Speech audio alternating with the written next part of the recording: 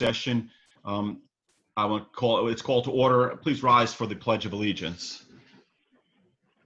I pledge allegiance to the flag of the United States of America and to the republic for which it stands, one nation, under God, indivisible, with liberty and justice for all. Madam Clerk, will you please call the roll? Councilmember Robin Aki. Here. Councilmember Mark Beam. Here. Councilmember Dave Gaddis. Here. Councilmember Jody Shirley. Councilmember Shirley.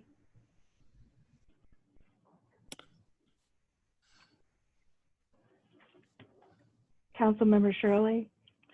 Mayor, I know she's here, but she's not unmuted. Okay. Councilmember Rita Swope. Here. Vice Mayor Glenn Gunn. He's here. I don't think he's unmuted. All right. Here. There he is. Mayor Joseph Manzo. Here. City Manager Lynn Reeves. Here.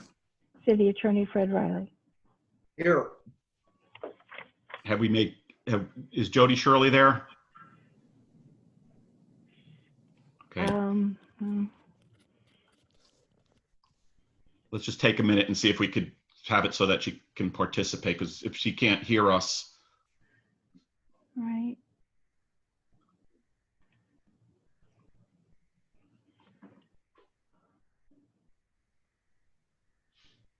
Councilmember Swope.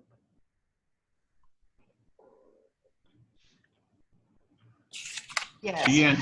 She answered as here. Yes, Yeah, Patty. I thank you. I just wanted to make sure because.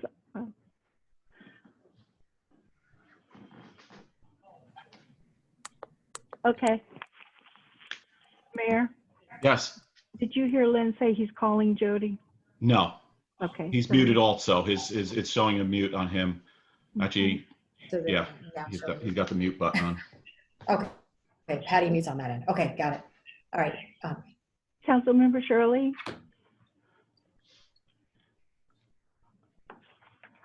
Councilmember Shirley.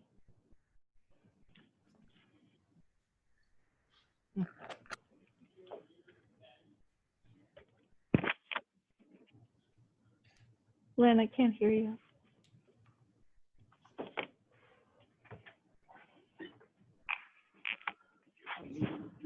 Yeah, about 5 times. Try it one more. Okay. Her mute button's on. She's unmuted. I can hear her. Yeah.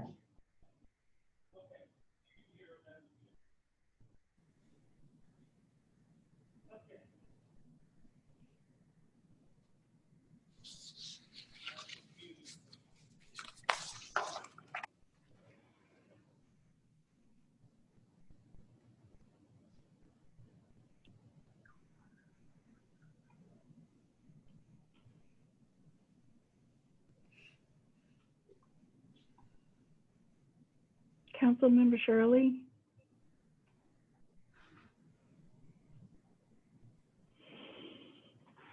Councilmember Shirley? Nope, doesn't matter. Who asks it, Patty? I don't think she's hearing us.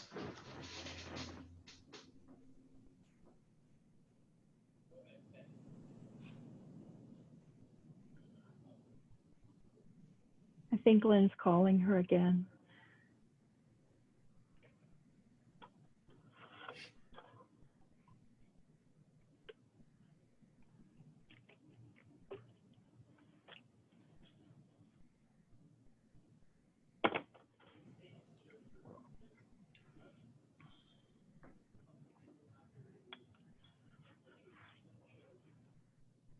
I did unmuted. Is that better?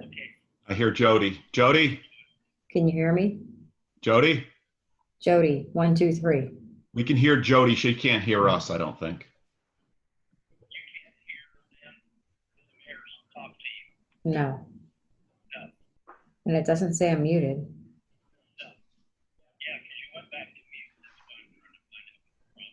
Yeah, it says, I mean, it's It's green, you know what I'm saying? Like if you hold your, and it looks like it's recording me. It looks like it's catching me because I can see it when I hold my cursor over it. I can see it moving with my voice.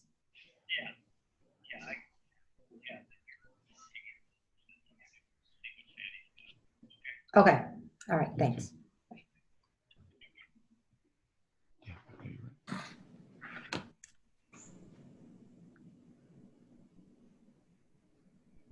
She can hear you, but She can hear me? Hold on, let me mute me.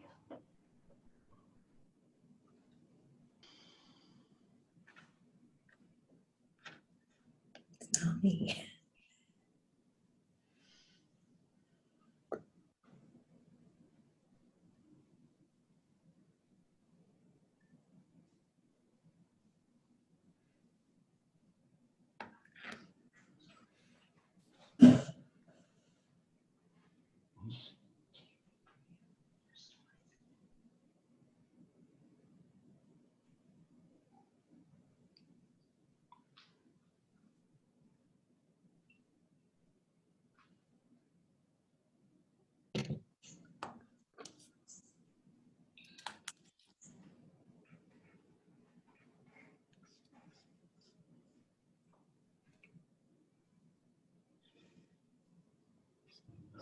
Mayor? Yes. Okay, Jody can't hear us. I mean, we can hear her, but she can't hear us. So Can you hear me? Jody, We can hear Jody. Jody, can you hear me? No, see, but she can't hear us. So Lynn's gonna tell her to call in. Okay. Okay, so. Do you want me to wait another I minute? got you now. I got you now. You can hear us, Jody?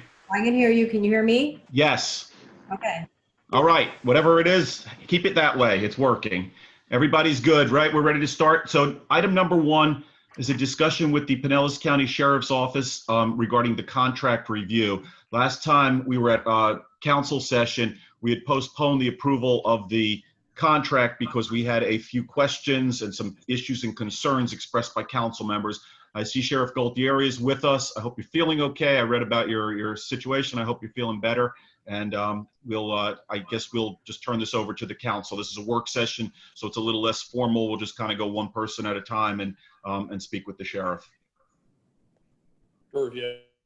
Yeah, thanks. I'm here and happy to answer any questions you have. Council?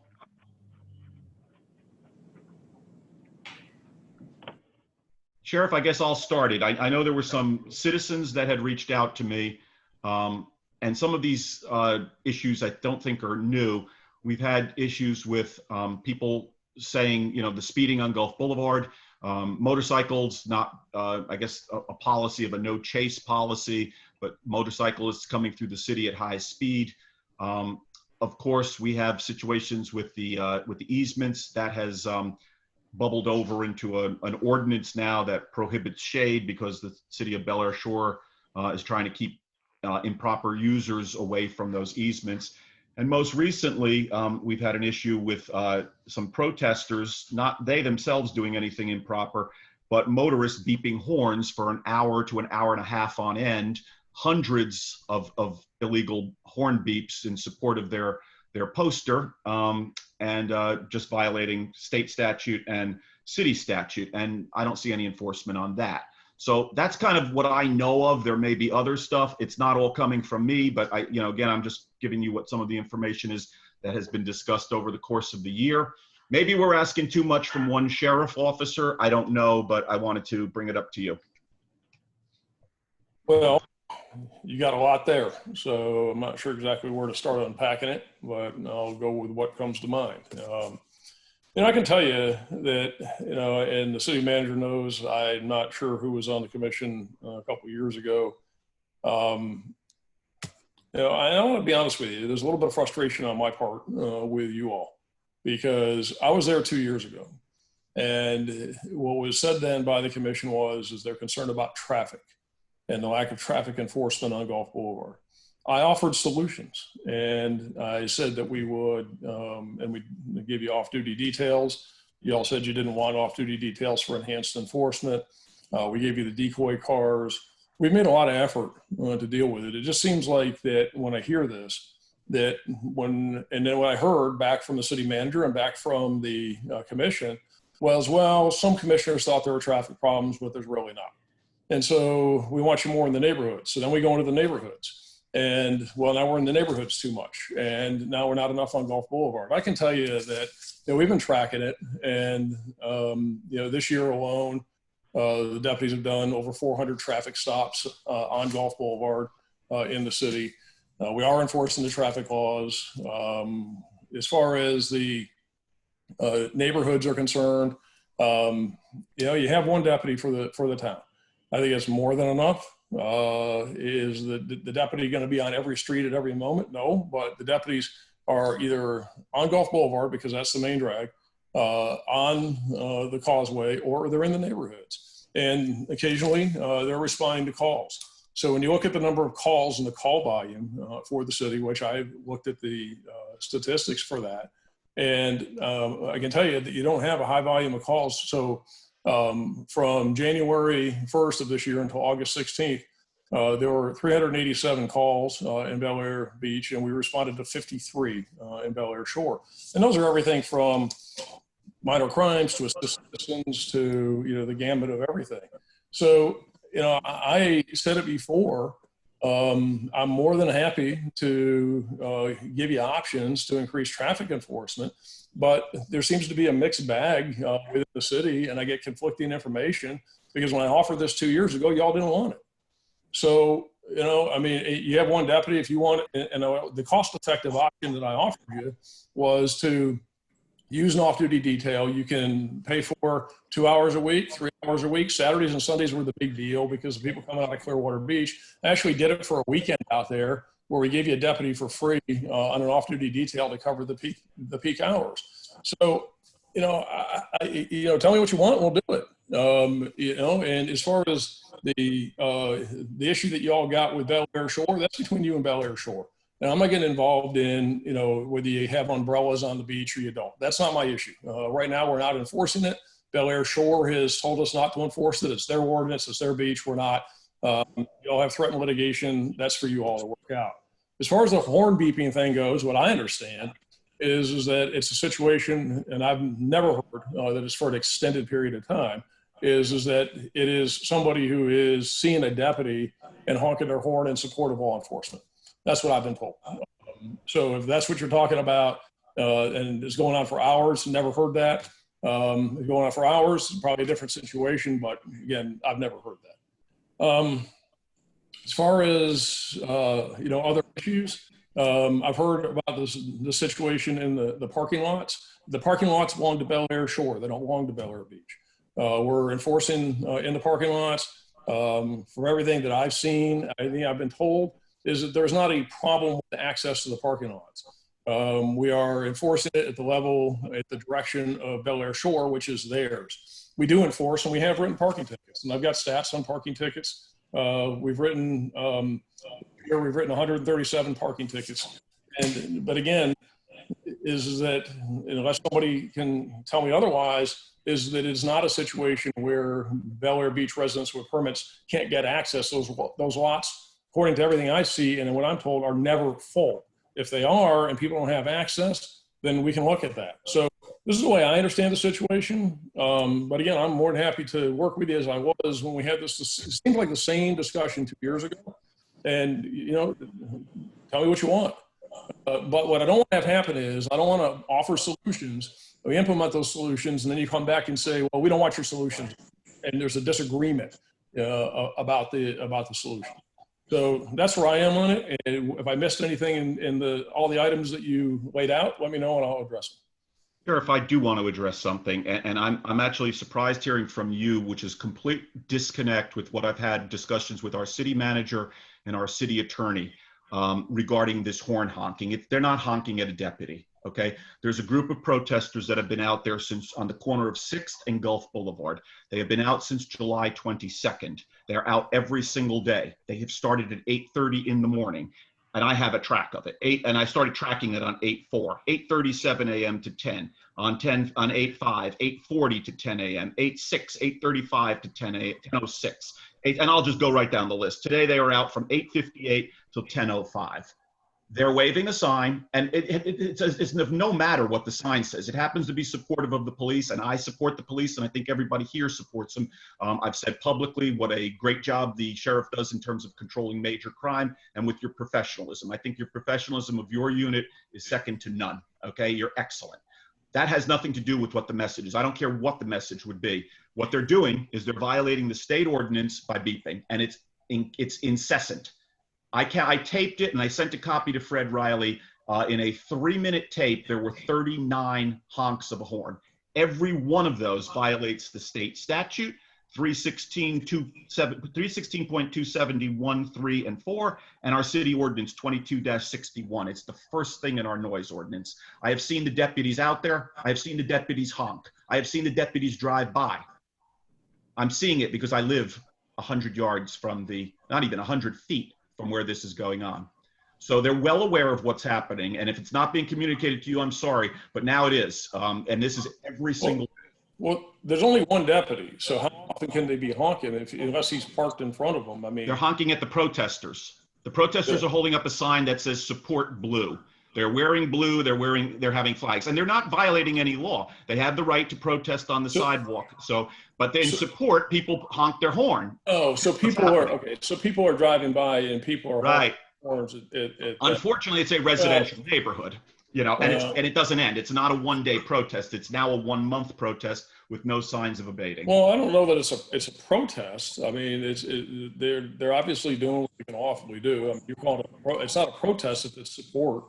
I'll take a look at it more and see what it is and see if there's anybody talk to them and ask them to, try and be a little bit more measured. And, it's during the day hours. But there's a lot of quote protesting going on in Pinellas County. That's not protesting. I mean, believe me, what we've got. Nobody's blocking intersections and taking over intersections and laying down in the middle of roads and all that kind of stuff. So no, but you would concede it's violating 2 laws: our city ordinance and our state ordinance, right?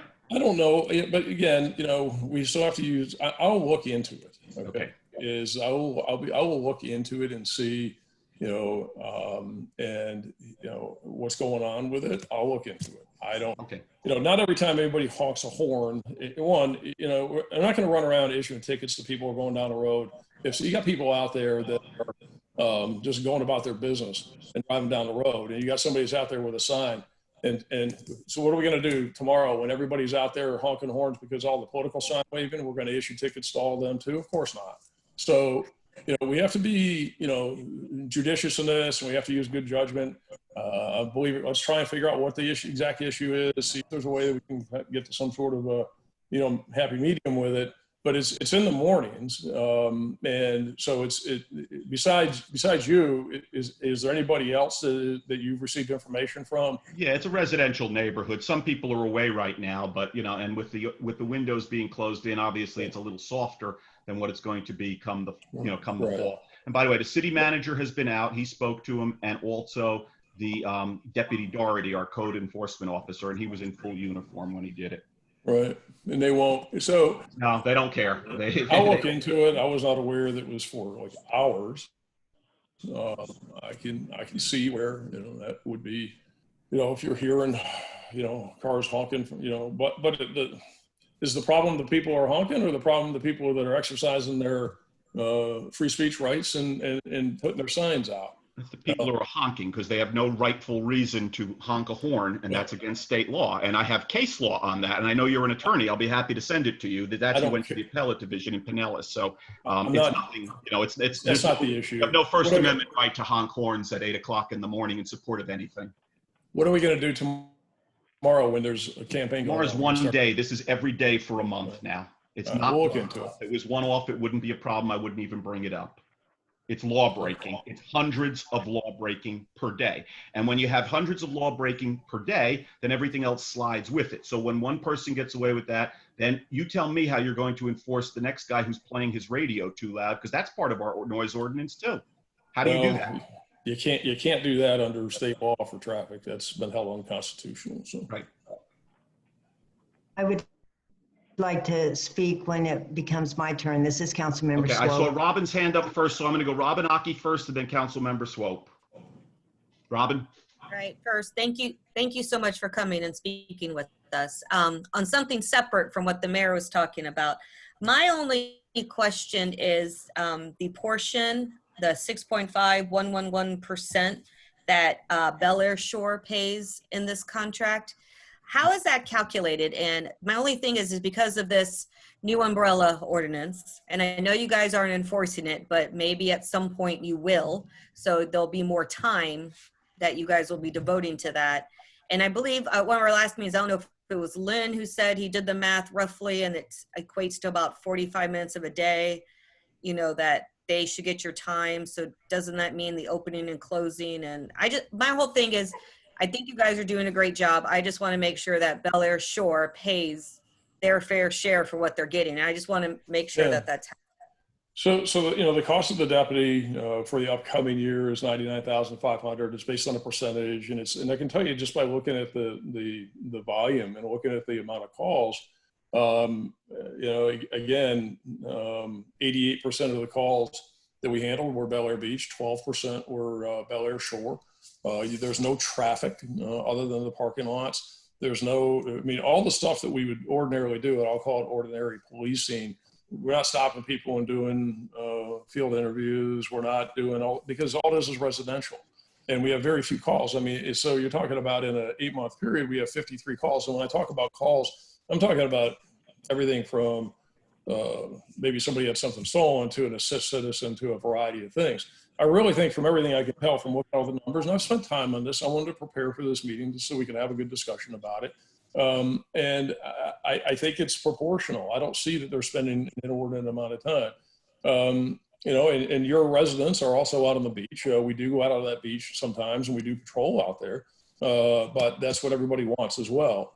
Same thing in the parking lots. The parking lots do belong to Bel Air Shore, but again, we want to be in those parking lots because it's the Bel Air Beach people with their permits, and some who are not, I understand, that are in there. So we want to make sure that the cars are safe and those kinds of things. So really, when we're patrolling those parking lots, I'd suggest to you we're actually giving a benefit to the Bel Air Beach residents as much as anything else, because we're making sure that your cars are safe when they're parked there. So I don't see anything that's disproportionate, but if you wanted to, have a discussion about it and, maybe kind of have some sort of a deeper dive analysis of it and have a discussion with Bel Air Shore to make sure that it is proportional. I don't have any issue with that. I think that data is a good thing. Studies are a good thing, and to be able to make sure. So if that was the will of the commission, I don't have any issue in probing this a little further, just to make sure that, again, it's proportional.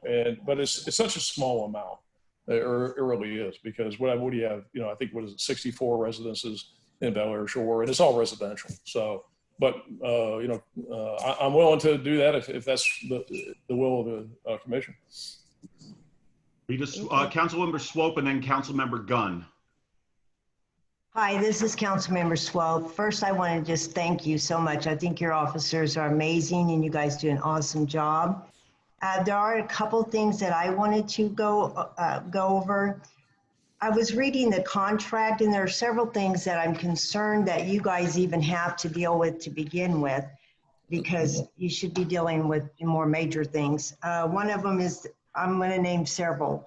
Enforcement of local ordinances, such as contractors working before or after hours on holidays. I think that should be assigned to our code person and not the Sheriff's Department. Enforcement of local ordinances, such as contractors. Oh, that one's on there twice, sorry. The next one is verification of garage sale permits, delivery of agenda packets, mail, and other items to the mayor and council and members of the boards. I personally think if we remove some of these things, at least your guys could focus more on the speeders that everybody has concern about and the other issues. I also did speak with the couple that are standing out at 6th and Golf with their signs, and I went over there and introduced myself and spoke to them. And I, granted, can't dispute what the mayor said because he, was videoing at a different time. But when I was there, there was probably 30 cars went by. I was there for 15 minutes.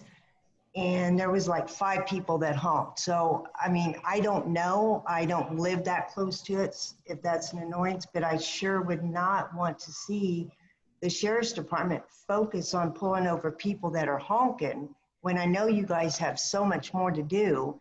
And we are stressing your sheriff's department as far as giving you direction, because granted, we don't have any control over Bel Air Shore, and we really shouldn't even make that part of our discussion with you, in my opinion.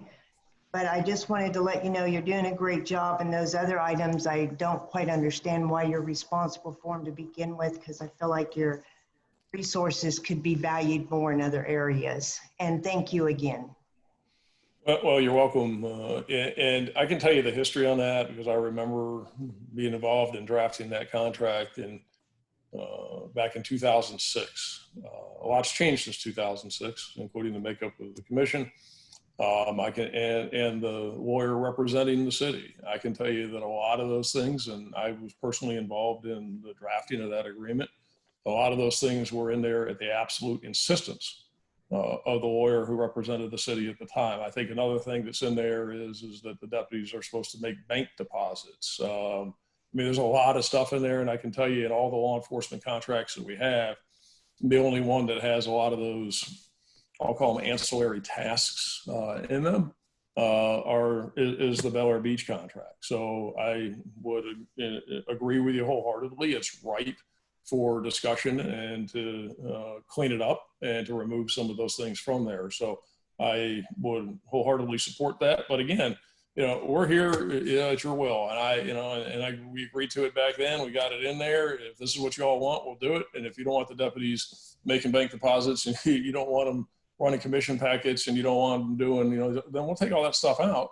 Because I would agree with you, their time is probably better well spent. I don't know anymore that they're doing any of those things anyway. But at one point they were. As far as, the honking thing goes, I don't know. We'll see if we can come up with some sort of a solution for it. I don't know, maybe a sign or something out there reminding people. But again, it's a tough issue. I get it, but we have to balance it. But traffic enforcement is a problem every place, and we'll see if we can figure something out on that. Vice Mayor Gunn, you were next. Yeah, great job there. Support comes in a lot of different forms, and I think the vast majority of people that you're looking at right now support the thin blue line, and it's not quite the crisis that we think it is. I know it for some people it's like fingernails on the chalkboard, but I think it's a kind of a tough one. And yeah, if you can look into it, and maybe there's some balance that we can strike up or some innovative way. I think the contract is very clear. Paragraph 11 talks about the discretion of the officer to figure out how he's going to enforce this sort of thing. And it's a tough call. And obviously you get a guy in uniform standing by the side of the road and people are going to honk in support of the guy, right? So Right. It's a tough one. And if you can come up with an innovative way to look at it, we sure appreciate it. So far as the traffic enforcement goes, I think 2 years ago when you heard from the council, I think it was a pretty vast majority felt that traffic enforcement was an issue for us. And I don't know if there's a disconnect there, but by the time it trickled down to the officer and how it was being enforced, I'm not sure the same emphasis was being placed on it there. So maybe there's a disconnect from our council and the city manager and how we want to do that. So we need to look at the entire line of communication there. With respect to the budgeting aspect of this, I'm with you. I think we need to drill down and look at the data a little bit more, because I think if you look at just the call situation alone in isolation, it is going to be a small majority. But I think there's some other things you need to take into context here. Gulf Boulevard is a long strip of county road there, and half of it is fronted by Bel Air Shore. So, and also, if you're talking beach patrols and beaches and emphasis on the beach, well, Bel Air Shore has made it abundantly clear to Bel Air Beach who owns the beach there. So if there's beach patrols involved there, then we need to think about all of those things in this context. You've got Gulf Boulevard that is fronted by Bel Air Shore, equally as much as Bel Air Beach. You've got beach, and if you start looking at beach access again, Bel Air Shores made it abundantly clear that they own that stuff. Well, I mean, if you take into consideration just the closing and opening and locking of that thing, well, that takes up quite a good chunk of that 45, 48 minutes a day. So I would be in support of drilling down and looking at the data a little bit closer there. Also, one aspect of the contract that I looked at was provision of the periodic beach patrol. I spoke earlier to the city manager, Lynn Reeves there, and some of these paragraphs in the contract probably need to be tightened up a little bit. Provision for periodic beach patrol. I'm not quite sure what that is. And I am aware that city manager is looking at the perhaps changing and striking some of the things that might be able to be handled more appropriately by our staff, bank deposits and that sort of thing. So the city manager is on top of some of that stuff. So I look forward to hearing what data we can come up with and maybe sitting down and reviewing some of this stuff at a later date. Thank you for your time. Sure, no problem. I mean, like I said, and you were here 2 years ago when we had, Yes, sir. you know, and remember when I offered you the off duty, which I said, provided we have a lot of cities that do that, a lot of contract cities, because it's an hourly rate. And if you want 2 hours a week, you can get 2 hours a week. If you want 10 hours a week, you can get 10. If you want to do 10 for 3 weeks and then don't do it at all, and you're not committed to anything, and it's a very, very, reasonable, I think it's about a $55 an hour rate. And so, and we did the decoy cars and we did it. And then I'm telling you, what I got back was, well, no, we don't want to do any of that. So, I'm willing, and, we'll make sure that the deputies are out there on Gulf Boulevard, and, that they are, and I guess I can see the numbers. There's a lot of traffic stops being done.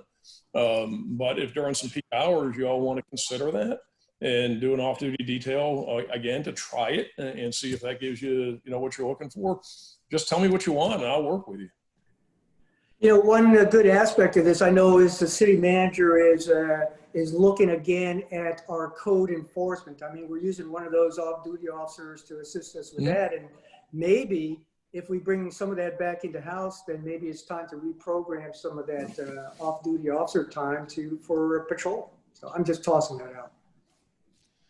Councilmember Beam. We'll work with you. You got to just tell me what you want, and we'll work with you. Marv Beam.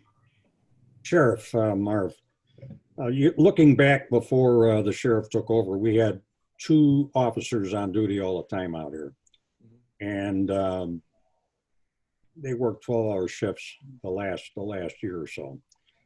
But it was, if anybody was going to, let's say, one of our officers was almost near Sand Key at the north end of the city, and the other one was on the south end. Well, once they passed that one officer, the other one would catch them on the other end. That happened a lot.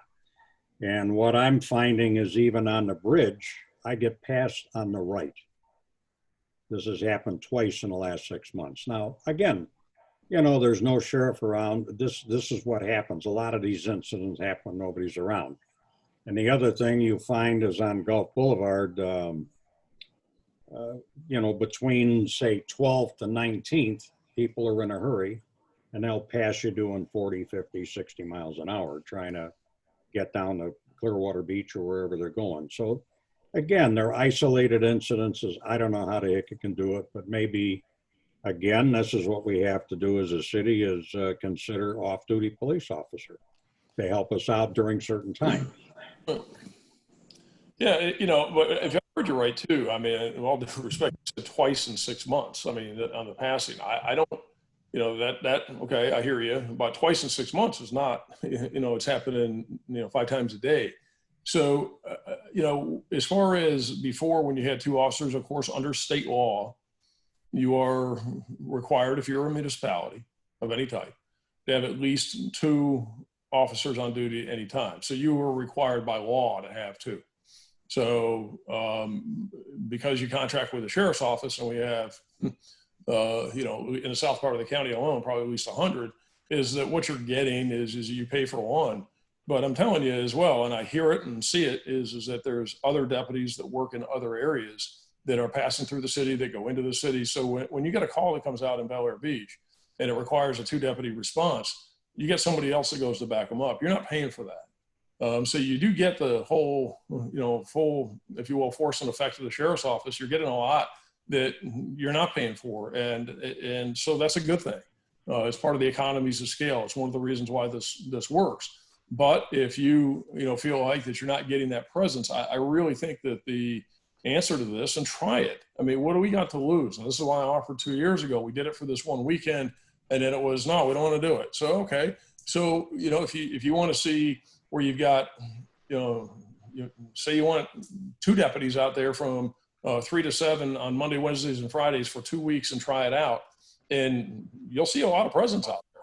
But I also, say to you this as well, okay, is that I say this every single time with every discussion I have about traffic. We all, okay, need to be careful what we ask for, because people then say, oh my God, you're giving out too many tickets. Well, if people are violating the law and the deputy's description is they get a ticket, they get a ticket. So, I mean, maybe you try that for a while and try it for, a couple weeks and see if that works for you, so that you do have that, like you said, one end of the Gulf Boulevard and the other, and you do have a big presence. I am more than willing to work with you. There are some solutions, there are some options. You just need to tell me, if you want to do it or not. I know the rumor was years ago that nobody was speeding in Bel Air Beach because they got nailed all the time. And we had black police cars or blue police cars, and 2 of them were undercover cars. One was a repossessed car, the Ford Taurus they had for a number of years, and it worked well. And the other one was an unmarked squad car. So between those 2, there was a tremendous amount of stops that were made. So people knew when they came into Bel Air Beach, there was no speeding, no horsing around. And again, as far as beach patrols, we were up and down that beach sometimes twice a shift. And during that time period, they would tell the people that were out there horsing around or drinking or whatever the case may be, they'd warn them. And with all that presence out on the beach, between Bel Air Shore and Bel Air Beach and the Gulf Boulevard, there was minimal issues. But, again, they know there's not a lot of police out here, and they don't see them that often. And it's unfortunate, but that's just the way things are. Well, there's, they are, I mean, again, the other deputies are passing through. The county cars do come into the city. They do relieve, and, they are out there. I mean, do y'all want to, again, just, if you want to do it, try it and see what the feedback you get is. I mean,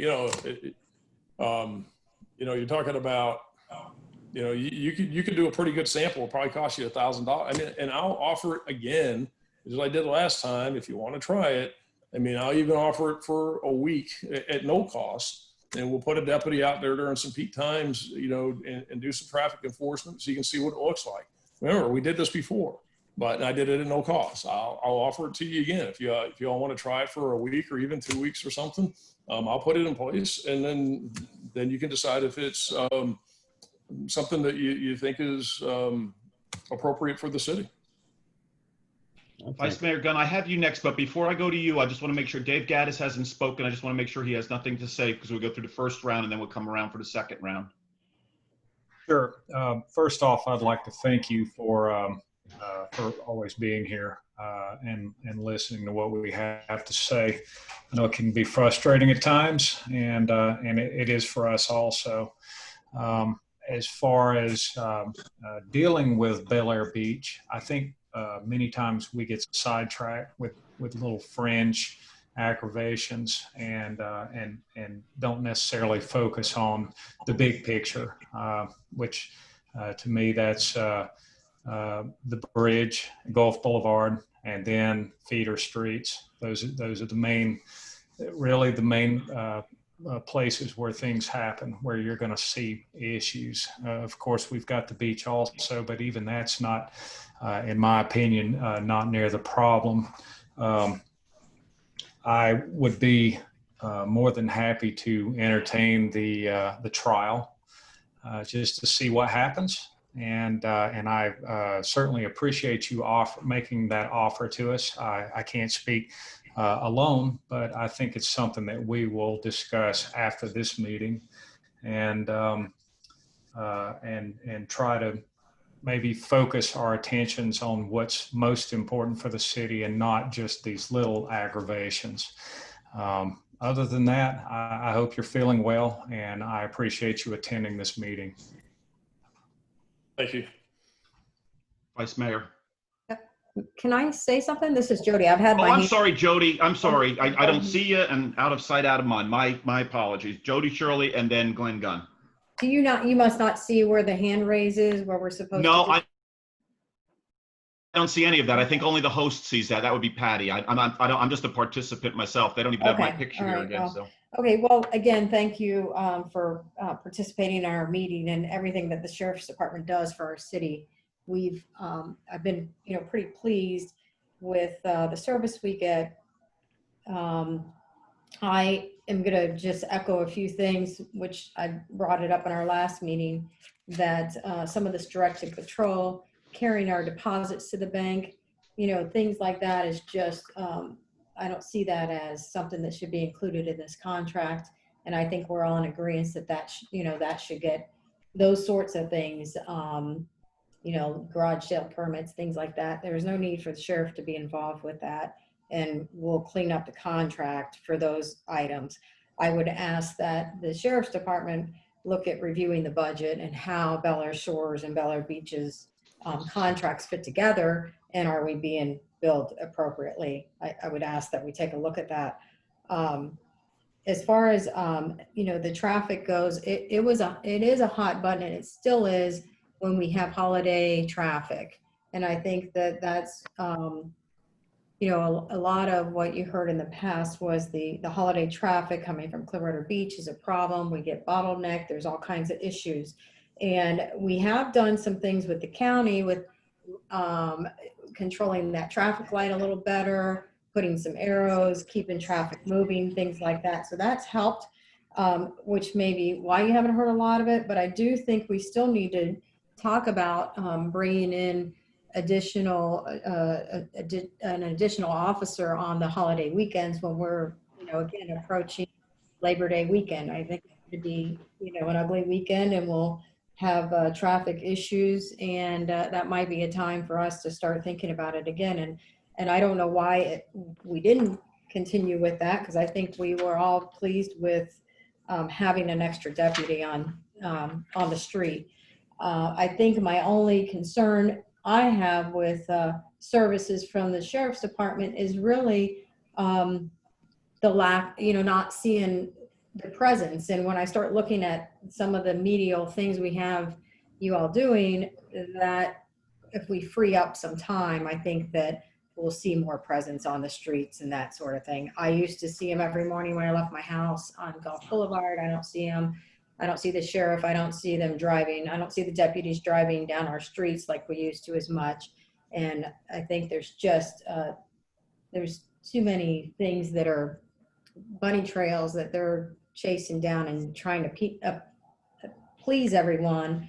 I think we have a lot of house checks. They're great. I appreciate the service.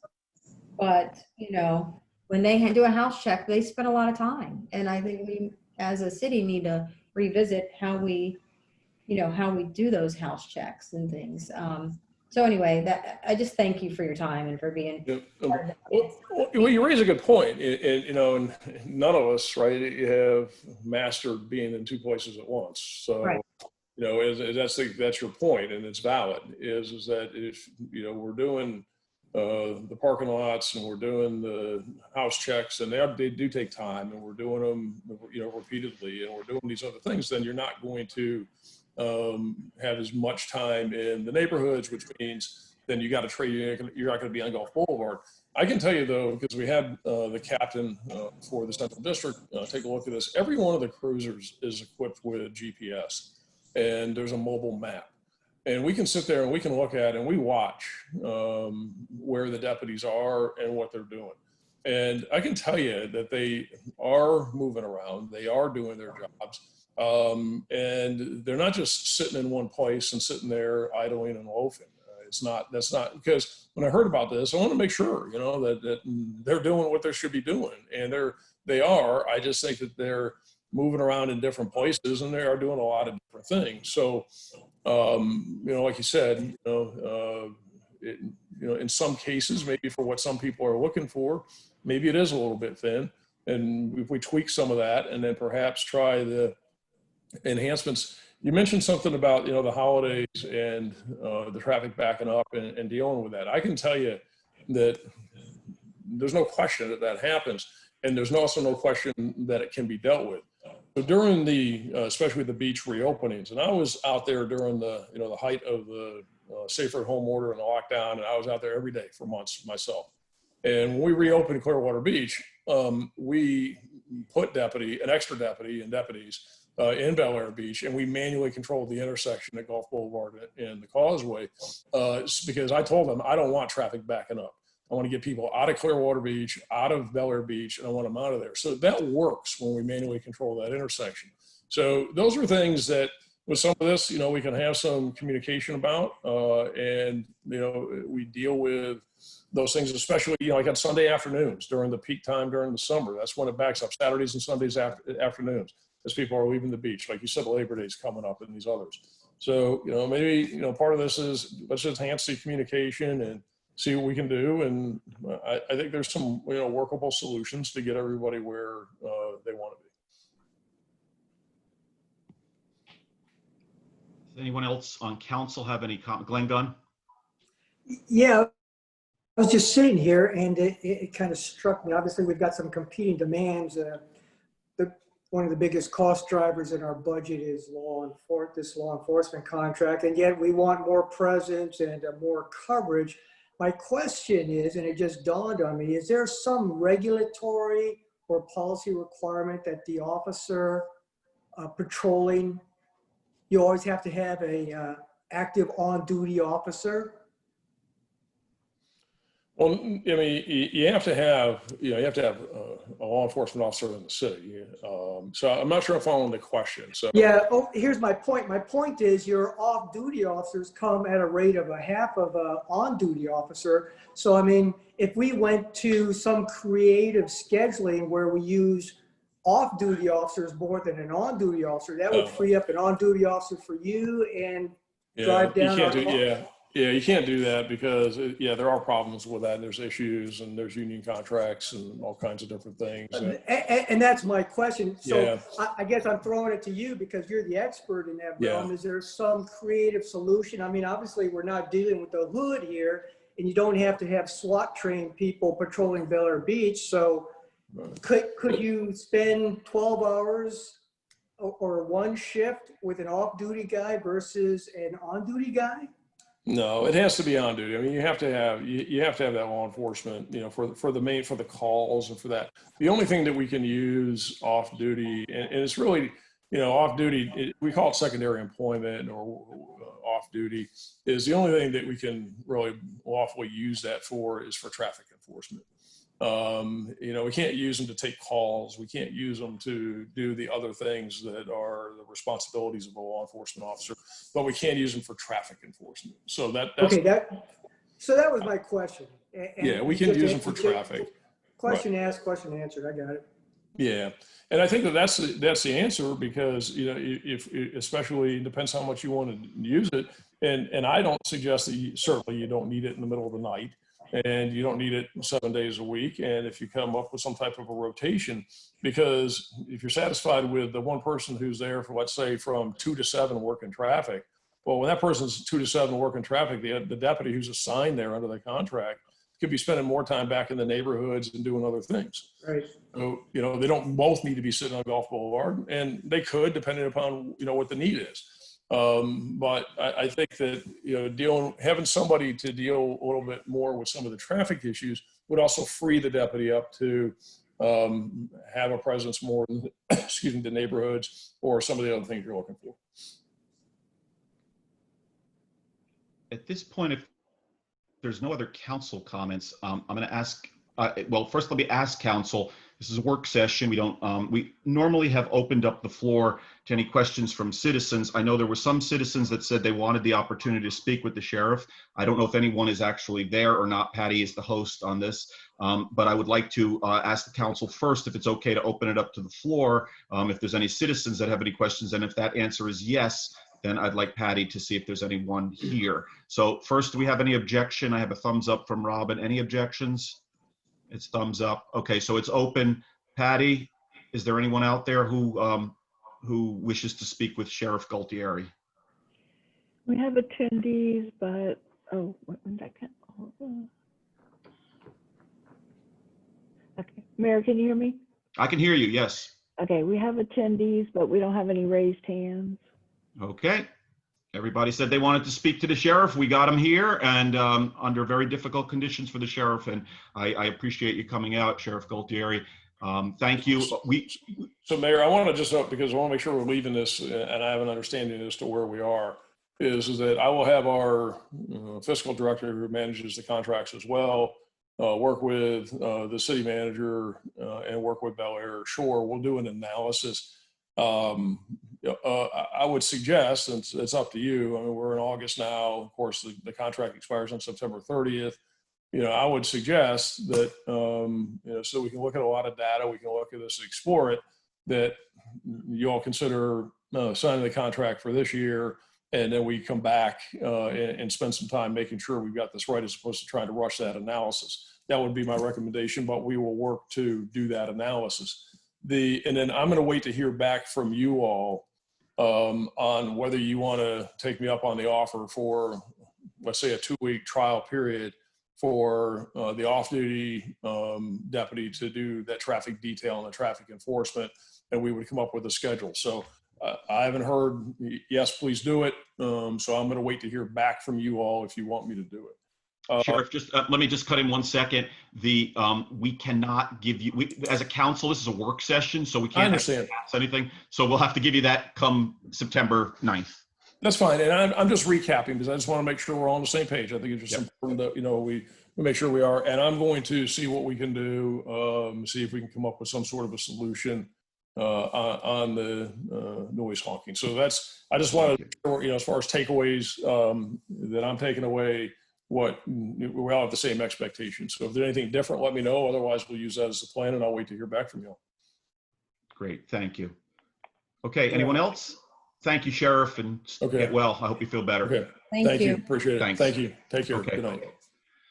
So we'll go to item 2 next, is review and discuss the city attorney contract. I believe this is probably the city manager because I don't see a name after it. So is this yours, Lynn?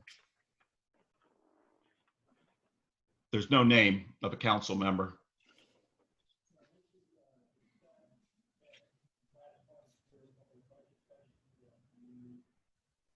I cannot hear him. Can anyone hear him? Just raise your hand if you can hear him. Can you hear me now? Now we can, yes. Okay. This was raised at the budget session last month, and you asked for this to be reviewed. Several of you just made comments, and so it was added to this agenda. Okay, it's open for discussion then.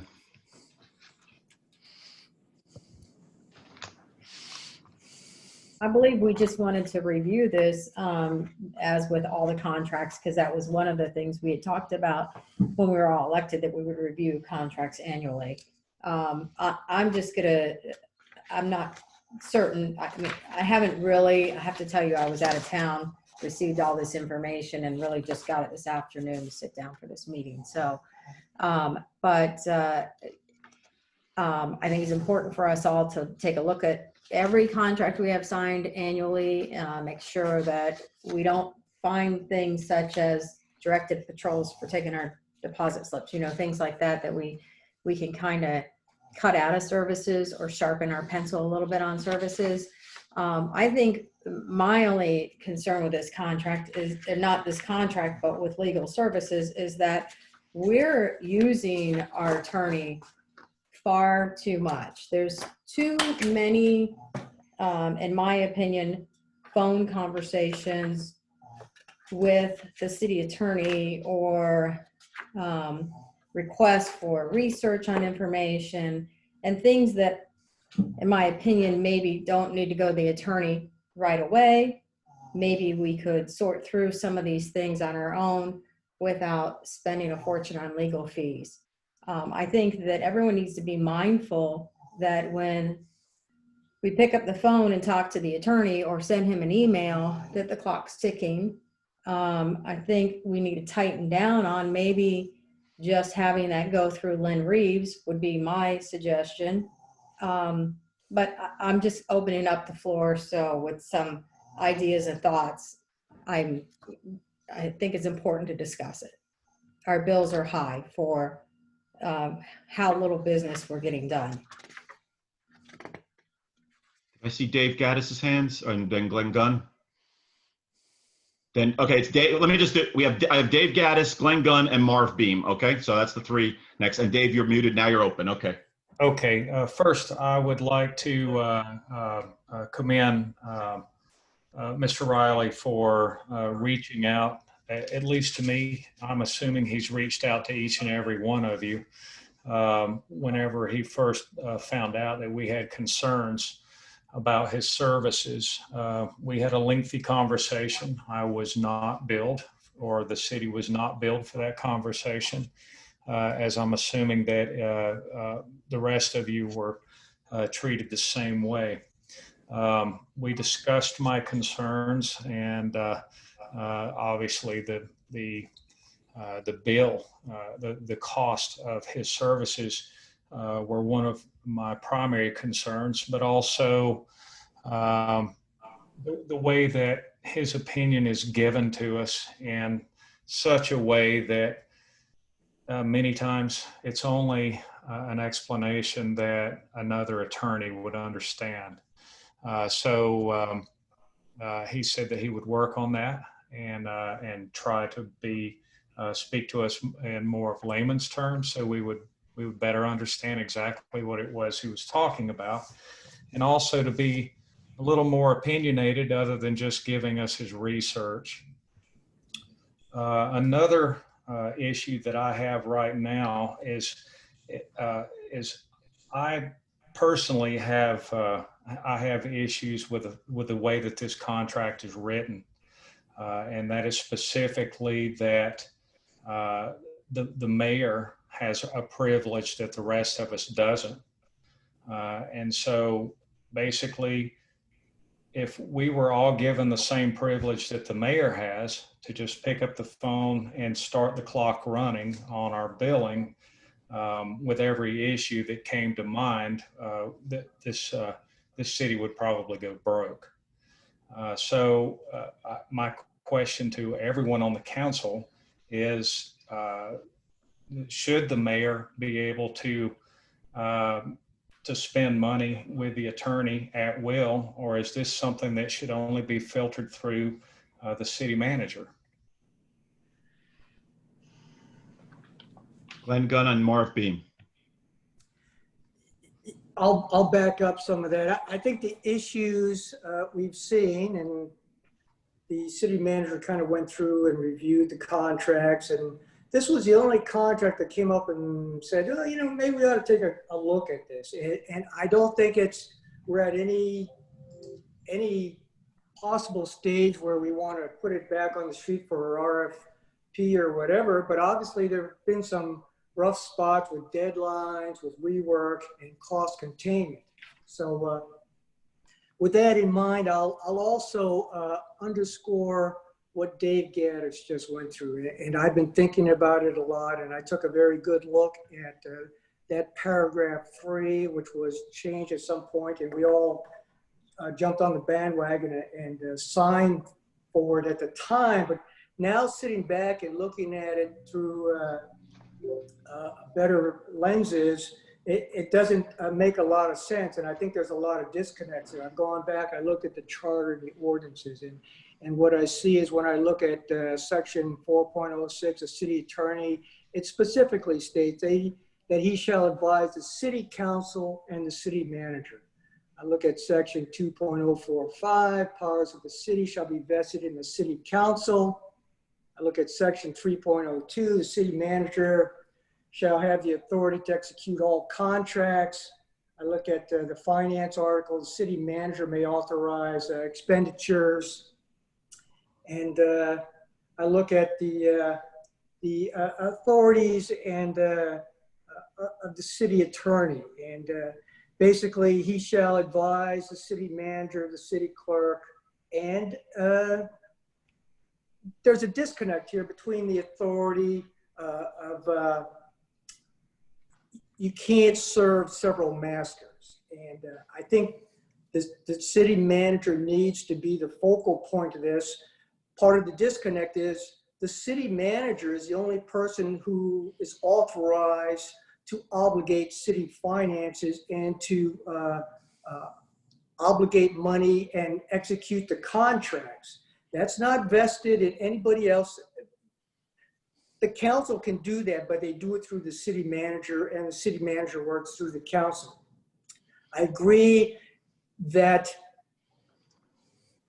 it should probably, that paragraph should be limited to the city manager. And I think Jody just echoed that. I think Dave Gaddis just echoed that. I think we could solve a lot of these problems and concerns by narrowing that down to who manages the city attorney. If there's a concern, then it's brought before the council for advice and consent. The council tasks the city manager to task the city attorney, and the city attorney reports back to the city manager and to the council, and a copy goes to the city clerk. That's the way I read all this, and that's the way I think that was the intent of the people who put together all of the charter and the original ordinances here. So I stand with Dave and Jody in this, and I think we should probably take a step back and reevaluate this for tightening up this contract. That's all I have. Thank you. Marv Beam? As far as our costs, yes, they've gone up for a couple of reasons, and one of them we never could have anticipated in 100 years. But as far as any questions that we have for the city attorney, I think they should be directed first to the city manager, and if he sees fit, maybe he has an answer for some of the questions. He can answer us that way. If it's something that is a key issue, he can maybe bring it to the council via email and say, okay, let's make a decision. We've got something that needs to go to the attorney for discussion or clarification, and then let him handle it that way. I'll agree with the other three on that one. But the thing that gets under my craw is, and I could be wrong mentioning this, but some of this stuff that's going on in the city, I believe is personal, and I've discussed this with the city attorney when he called. And I don't know how we could filter it out before anything else comes up. But if it's of a personal issue, I think it should be handled outside the city unless it's brought into the city. And the way it was brought in was kind of sad, but it happened. So a lot of our costs, and I think we're all on edge because of that. But if there's a way to filter a personal issue outside the city, I think we ought to look into either a resolution, ordinance, or something to deter that from happening again. That's it. I'd like to, go ahead. I'll go after you. Rita Swope.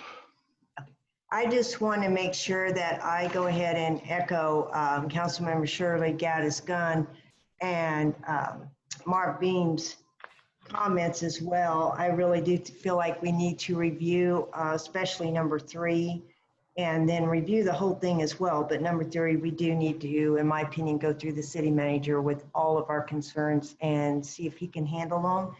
And then he can take it to the city attorney, and that should start saving us some costs, I would think. So I'm echoing everybody else's comments that were made earlier. Thank you. Okay, I'll say my comments. Number 1, Fred Riley did call me, and I'm going to clarify anything that I said that may have offended him. I think any differences I have with Mr. Riley is strictly an attorney style difference, the way he operates versus the way I operate. I did hear some comments about a little bit more definitiveness. He and I did go over that. But I will tell you this, and I've worked with many attorneys in my day. Fred Riley is an excellent attorney. He does a very good job about cost containment. The fact that some people have taken the records request laws and bastardized them and just turned this thing into a mess, well, we pay for that. I see Fred Riley doing something that the only other attorney I know who does it is me, which is giving free hours. I've had people tell me, what are you doing? And Fred Riley does that. He does it all the time. I think Dave Gaddis just said it was a free conversation that he had with him. Good luck finding another attorney who will do that. I think Mr. Riley's work is excellent. His research is excellent. He has a measured approach to things. With regard to me speaking with them, I'm not going to cry if you take this paragraph out, and you're not going to hurt me. I do think you'll hurt the city. Mr. Riley knows full well how things will go if I spot an error and I choose to speak up on it. And I think Jody Shirley said she had sympathy for my situation last time because I'm in a difficult situation. I'm not the city attorney, but yet I do see sometimes some errors, and I don't want to see our city go down the wrong road. I would hate like hell to have to bring that stuff up at a council meeting for the first time, but I'll be more than happy to do it. I've given Fred, and I hope Fred will speak up about this, more than one, probably 50 heads ups about things that are going to happen, many of which never show up on a bill, but he's alerted to what's coming, and he's able to do some preparation time. If you take this away, I will not make the phone call to him. It's not a problem. I will not go through the city manager. I don't believe that you understand the reporting relationship here. City manager works for the council. We don't work for the city manager. And in any corporation, the legal function in any major corporation is separate and distinct from even the board of directors. It is a safe harbor where anyone can go with any issue. Now, some of you may never get a complaint like, and I've gotten many of these already, where an allegation of wrongdoing is made. I don't want to bring it up to the council. The first person I bring it up to is our city attorney, and we discuss it to see how it should be handled. And you leave no avenue of recourse if the wrongdoing is within the city manager's bailiwick. So I will abide by whatever you do. If you want to scratch it out, feel free to do so. I won't lose a tear over it, I can assure you. But I do think it will come back. I think it would be something that you'll see was not a good decision as we go down the road. With that said, Mr. Riley, I think you're doing an excellent job. And if there's any consideration about ever removing you, you can count me right now and saying, no, I do not support that resolution. Robin Aki. You're muted. Please unmute yourself. I know. I was trying. Sorry. No, thank you, Fred, again, for all your great work. I think that you came into this and got a lot thrown at you, and I think you've handled it well. I agree with Marv. I believe a lot of issues have been personal and taken too far. As far as what some others had said about, I agree. Maybe, you can dumb down the language a little bit because for the legal illiterate like myself, to make it a little bit more clear so we're all on the same page. And then as far as giving more of a strong opinion, I would say no to that because, or his opinion, because we don't want another, an 8th council member or 9th council member. We want an attorney. We don't want, that's what we had problems in the past of an attorney giving too much of his own personal opinion and getting too much involved in the discussion. We want, here are the facts, here is the objectives. This is, my legal opinion, but as far as what you should do for your city and your opinion about which way you would vote if you were on here, I don't think we need another council member. So I think the way he handles it is very well. I think he's very calm. When calm is needed in our meetings, let's face it, we need more calm. So I think he's doing a great job. So as far as the bills, I agree, too much time, but I can honestly say, and he can agree with me, not 1 minute have I spent of his time. So, and nor will I if I don't need to. So, yeah, I think he's doing a great job. And yeah, if it came up to throw this out for RFP, I would say no. I think Fred's doing great. That's it. Council? Mr. Riley, would you like to say something? You have to put your mic on. I'd like to say several things. Attentively and intently to what y'all had to say this evening. I listened to the tape from the workshop a month ago. I will tell you I wasn't very thrilled with the tape from a month ago, but I tried to take it in stride and accept it as as constructive criticism. I'm going to respond to several of the points that y'all made this evening. Mayor Manzo is correct. He has given me a heads up on quite a few things, and as I told y'all before, there have been times that him and I have discussed quite a few things, and they were helpful to me because it's helpful to talk to another attorney at times about things that are potentially sticky problems. Nobody wants to be blindsided, and I'm not alone in that. I will tell you, I go out of my way to try and make sure that the 7 of you are not blindsided. So if y'all make a change to the contract, that's fine, but I would really request that there be an effort so that, you know, I'm not blindsided, the city manager and city clerk aren't blindsided, because it makes it harder for you to give a responsive answer to a question or help provide guidance to the city council. In the year that I've done this, I think I've been responsive to you. When y'all interviewed me, you made it clear you did not want an 8th council member, and I assured you then that I would not be an 8th council member, and I haven't done that. The biggest thing out of this discussion that I would like is I'd like clarity, and the clarity is that I have in front of me the contract, and the contract, as you've discussed, says that the city manager, city clerk, or mayor can direct me. And I will tell you, looking you in the eye, over the course of the last year, those are the 3 people that have directed me to do things. And so I'm a little bit dismayed when I'm, you know, heavily criticized for doing things that I was directed to do by the people who were directed to authorize me to do things. But you know, in any relationship, there's growing, and comes forks in the road where you need to make changes. And if y'all want to change the contract, that's within your purview to do. And I would like the clarity of knowing who's supposed to be directing me, and then I will absolutely abide by that. I want to say one other thing though, and I think several of you have mentioned it. I know Robin did, and Mayor Manzo did, and I think Dave did as well. I have, if I'm ever asked to do a call off the clock, I've done that. And there have been a number of times I've offered that. And, you know, I will tell you, there's plenty of time that on a monthly basis that I've never even put down. There's quite a few times I put down how much time I actually spent, and what I charged was less. So I'm trying to be mindful of the economics of what you're doing.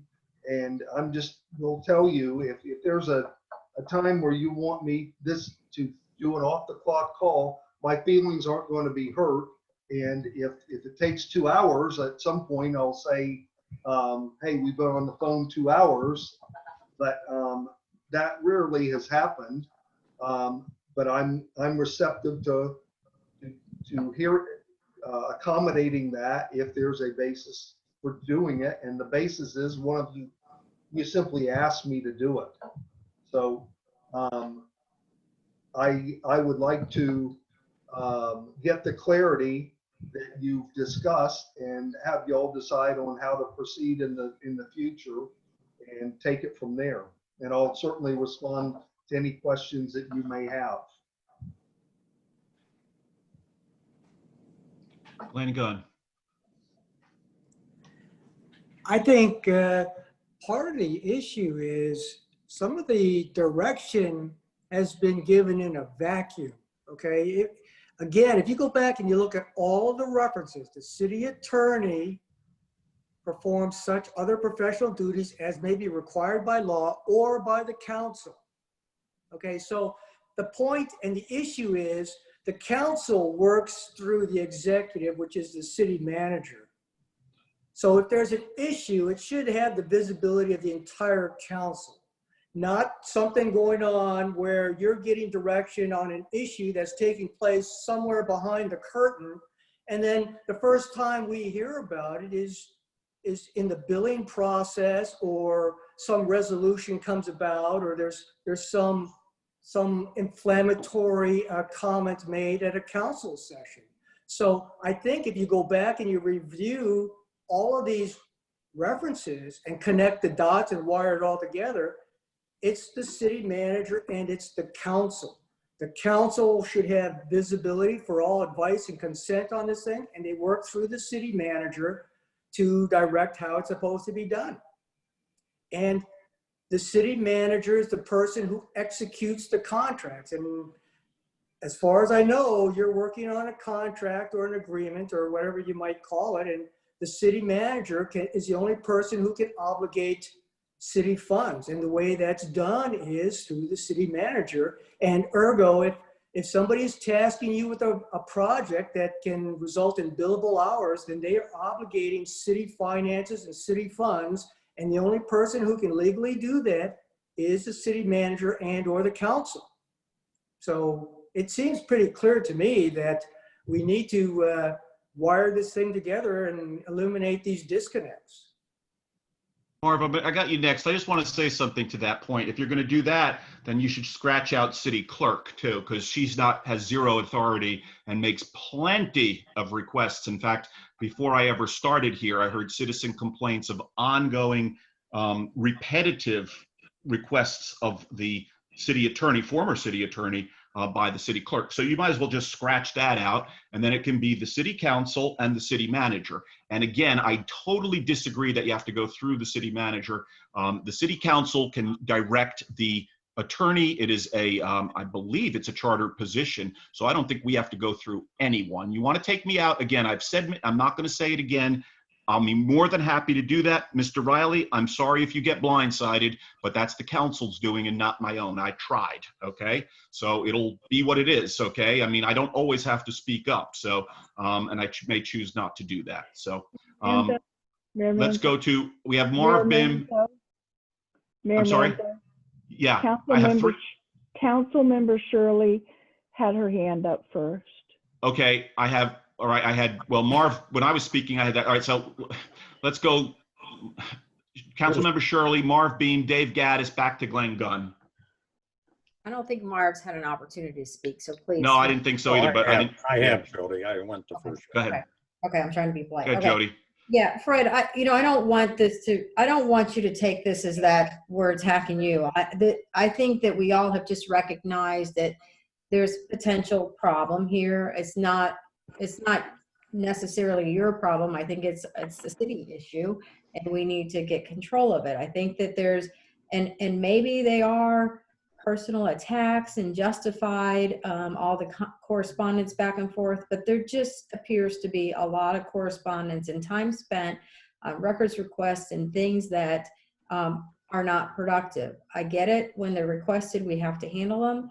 I just would hope that as council members, we would adhere to what our policy is that's now in place, and that we would, moving forward, be able to work through these types of things without engaging the attorney every time we get a records request or something like that.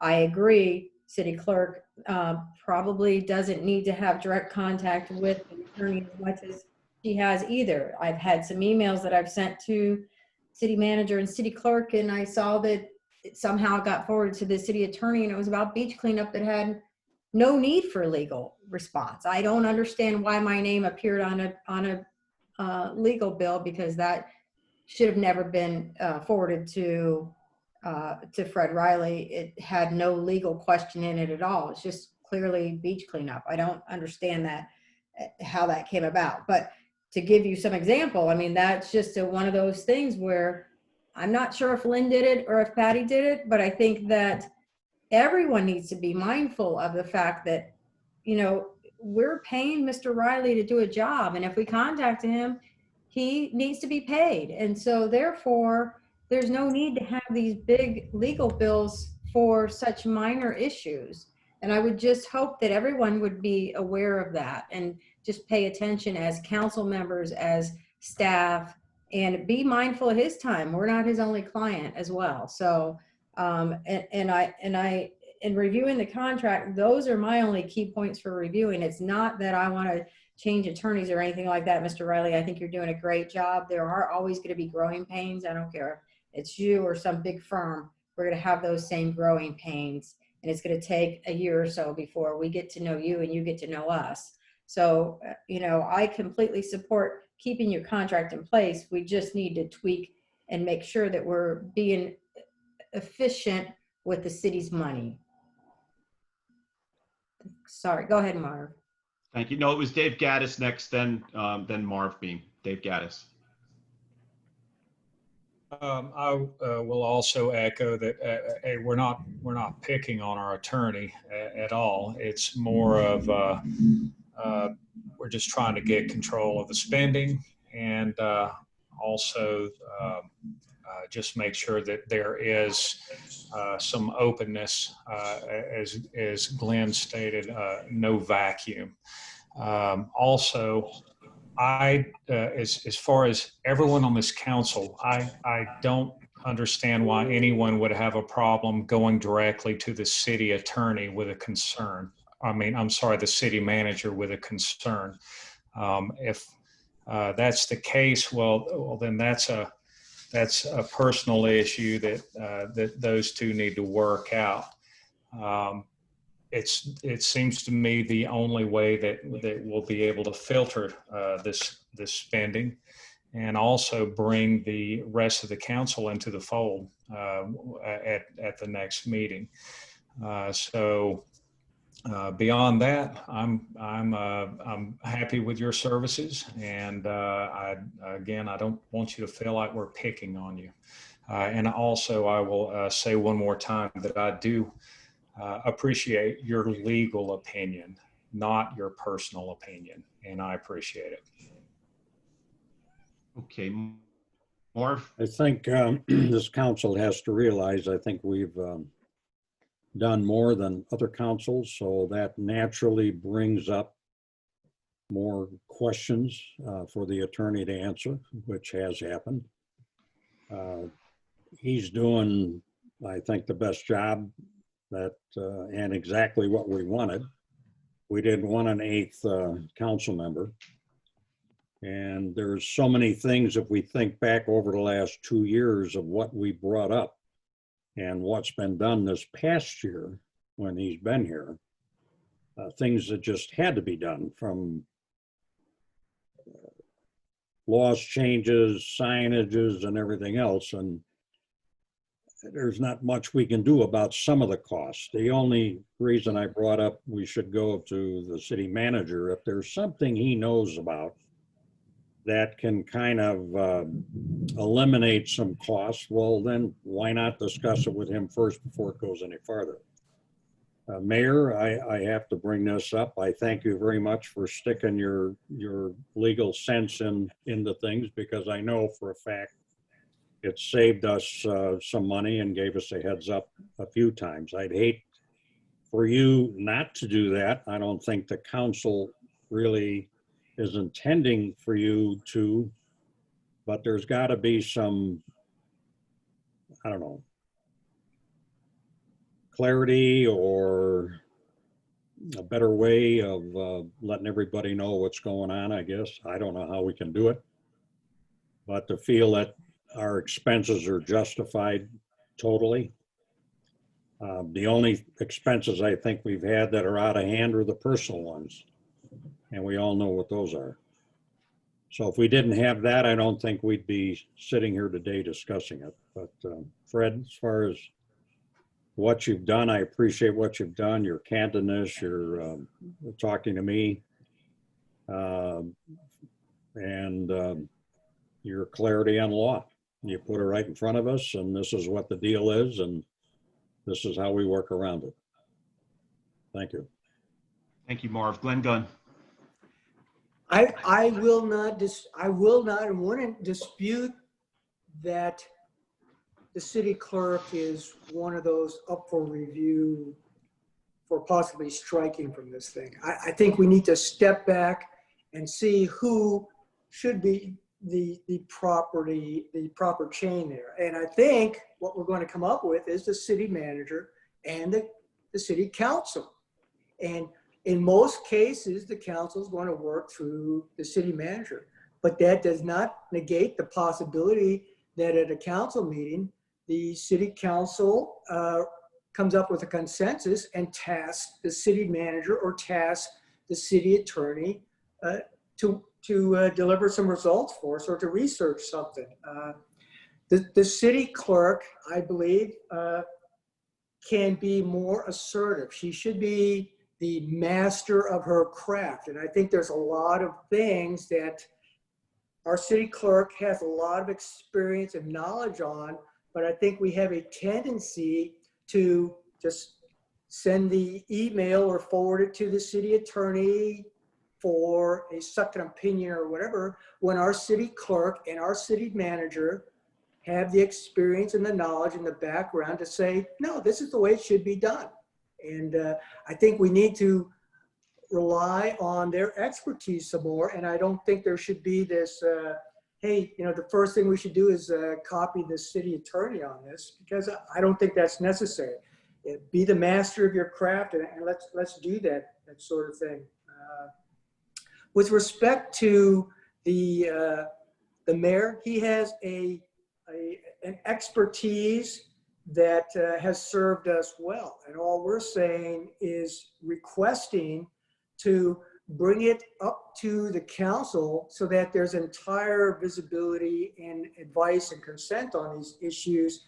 And if expediency is the major concern, well, we have a way of calling special meetings. We can get word out through the city manager or through the city clerk or whatever. But there are ways of dealing with this. And if there's some sensitivity that an issue doesn't want to be dealt through the city manager, that doesn't mean that it can't be brought up in the presence of the entire council. And we have ways of doing that. Work sessions, we have special meetings, we can do all of that. So I'm just saying, I'm not disputing any of that. I think it's time to step back, take a look at paragraph 3 and make sure that it connects with everything else that we use for reference in governance. Thank you. Mayor Manzo, Yes. can I speak? Yes, sure. Thank you. I just want to clarify that when it was said that the amount of time that I have spent as clerk sending things through this attorney and the previous attorney, that during this city manager's tenure and the previous city manager's tenure, I have never contacted the city attorney without consulting with them first. And I just wanted to make that clear, that I'm not abusing the city attorney's time just of my own volition or discretion. Thank you, Mayor.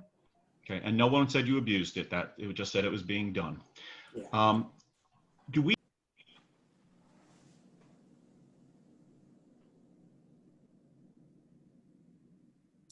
Looks like the mayor muted.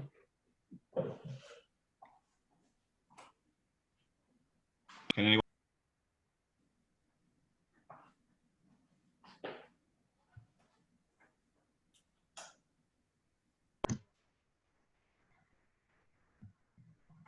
Hello?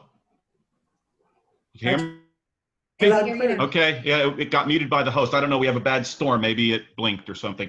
I was going to ask the city clerk if there were any citizens that had any comments they wanted to make.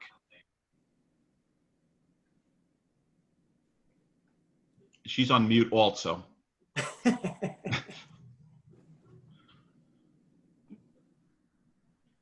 She's on now, Mayor. Okay, Mayor. I don't know if you heard me. I asked if there was any citizens that had any comments to make on this. It shows that your hand is raised, but was that while you I'm were lowering moving. it. There you go. There we go. No, there is no one. No citizens? Okay. Council, do we have anything else on this?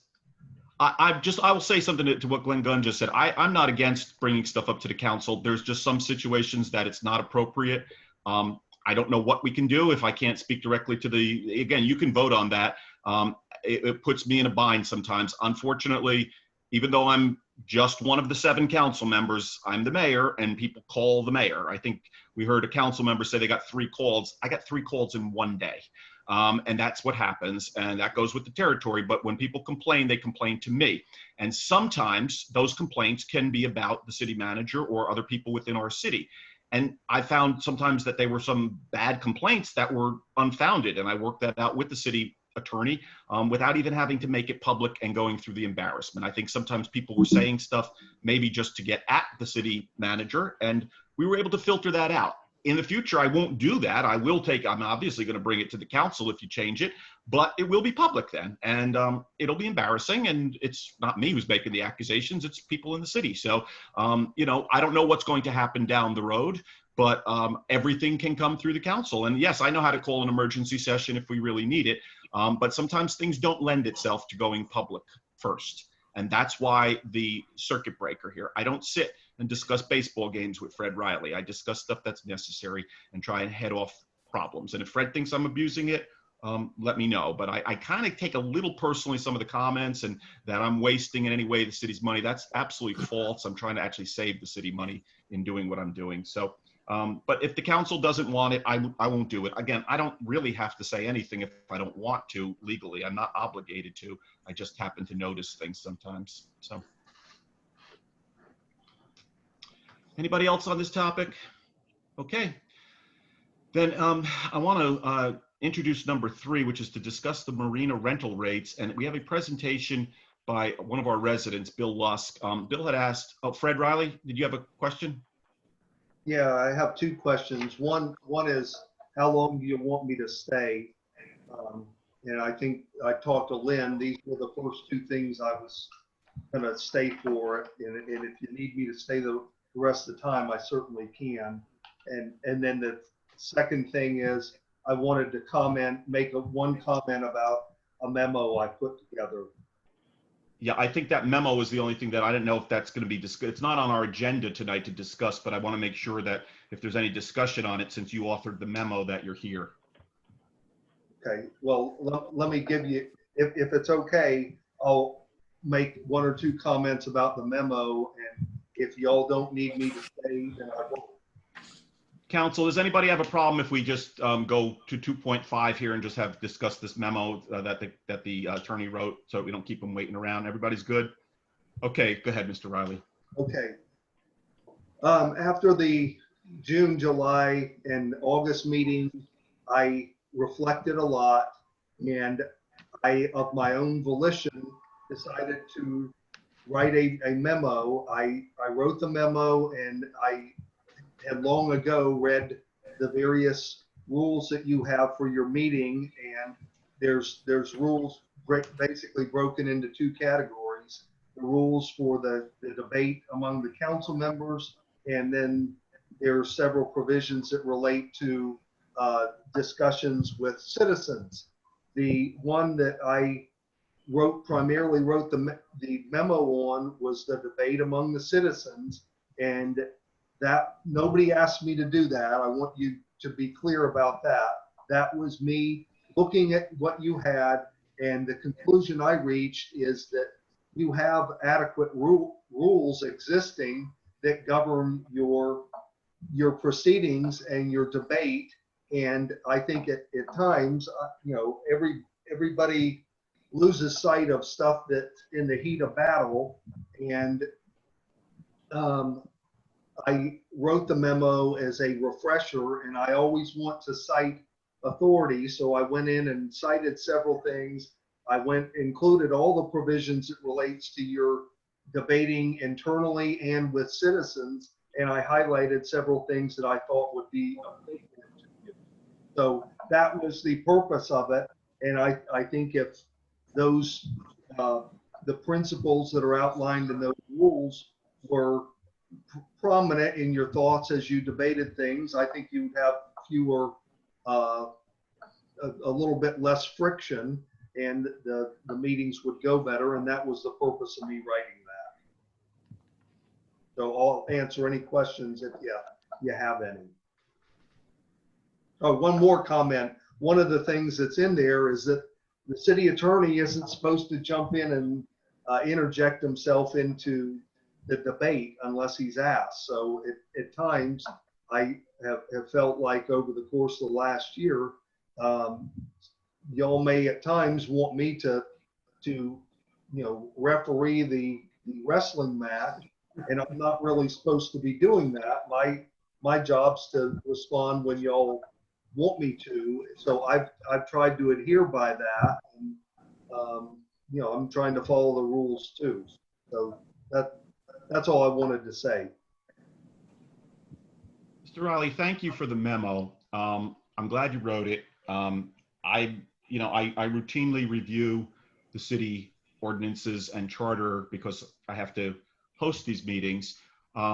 And I don't want to go back and relive past meetings. I know there's some that may, I don't, okay? I do think we've lost sight of some of the rules of decorum. When a point of order is called, the presiding officer makes the decision. It's not debatable. You don't get to argue. You don't get to call him a liar. You don't get to crosstalk. You don't get to do any of that. You don't get to interrupt. You don't get to interrupt a person and call a question. These are basics. We've all been on council at a minimum of 1.5 years at this point, some of us 2.5 years. And I know in the heat of battle, some people can get upset. And it's understandable. I don't take it personally if somebody gets upset. But we're not going to have, maybe past councils tolerated all the cross-talking and stuff like that. When we're in a work session, we relax the rules, and we've done that by consensus. When I say relax, we still work with the rules of order, but we do allow people to, say, for instance, maybe ask another council member a question. In regular session, that's inappropriate.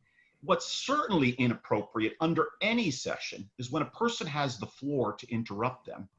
That is never appropriate. The only time it's appropriate is to call a point of order, and it's simple as this. Point of order, personal attack. Personal point of order, whatever your thing is. You make your statement, the presiding officer makes the decision.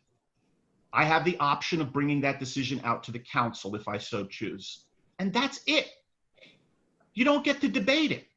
You don't get to keep talking while I'm talking. I patiently listened during that exchange to every single person. I went through, I think, 2 or 3 times before I said a word. And I was interrupted no less than 5 or 6 times by 2 different council members.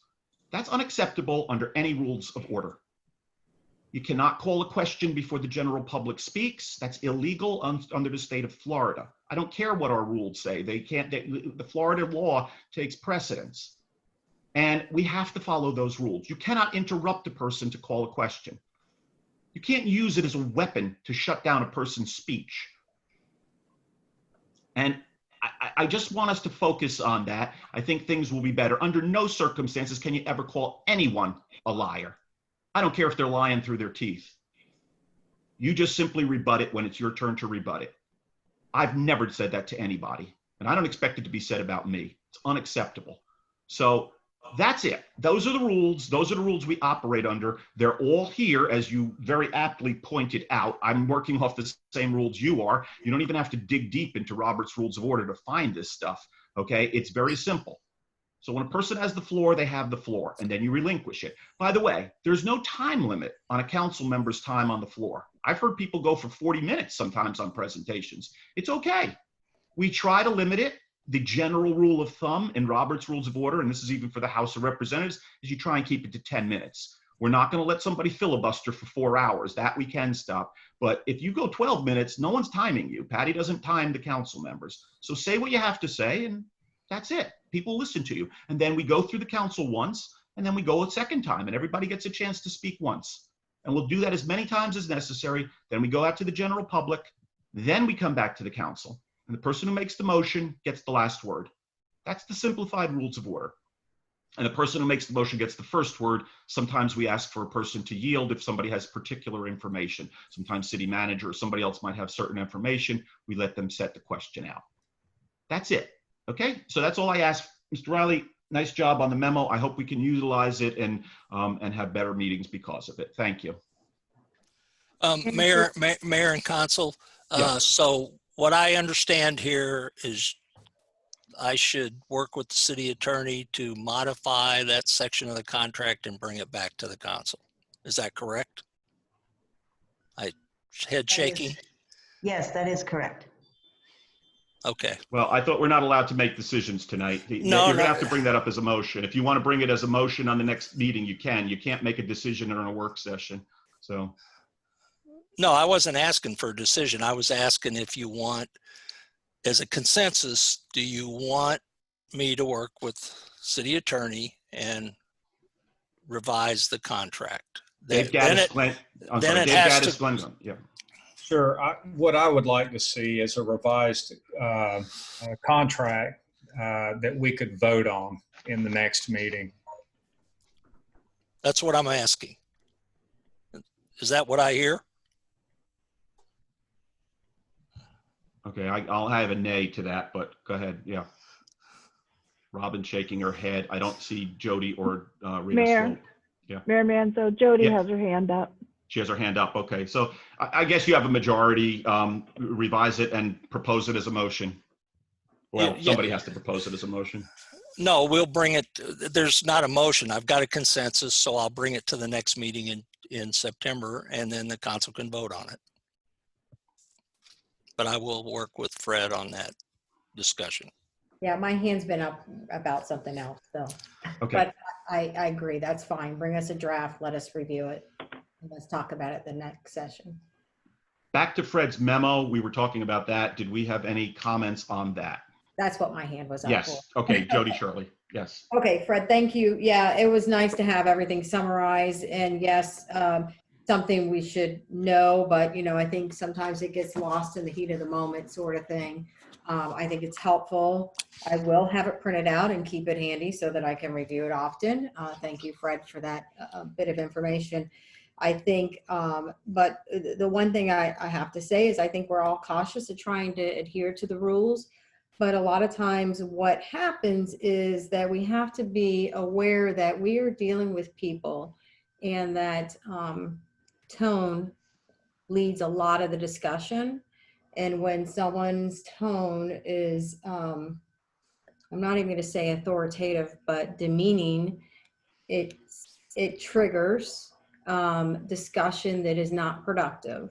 So I'm just going to say that when we're discussing issues, it goes a long way to try to keep it even tone and not be demeaning when you're speaking to others, especially the chair. And I'll just leave it at that. And Glenn, I'm coming to you next. Thank you, Jody. I heard what you had to say, and I think everybody else has heard it. And again, I think that cuts both ways too. Again, I don't take it personally from people, and don't always take things personally if I say something. My tone sometimes belies my true feelings, but I do get excited. I'm all Italian. Marv knows about that. And it's just the way it goes sometimes. So, again, I'm not personally having agendas with anyone here, okay? And I would expect that no one has one against me, although I'm not totally sure. Glenn Gunn, Marv Beam. I would second what Jody just said. I think, you've got a bunch of professionals on the screen here, and we've all dealt in professional circles and meetings and that sort of thing. And I think for the most part, we all pretty much know how to conduct ourselves in public forums like this and with other professionals. And I think when you see a breakdown like you've seen, it's because there's an overwhelming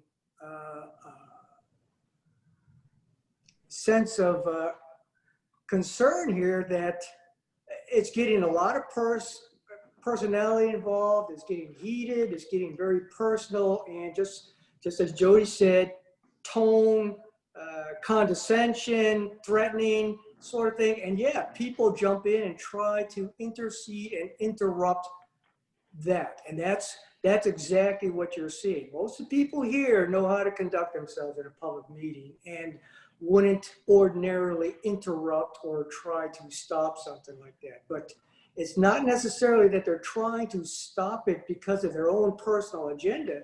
They're just trying to stop it because it's not looking good at all for anybody in this public forum. So I'll leave it at that. Fred, thank you for your memo. I think a lot of it was just a rediscussion of a lot of things that people are already aware of. Thank you. Marv Bean. As far as strong personalities, hey, Glenn, you know, and Lynn, we've been in the military, and some DI gets in your face.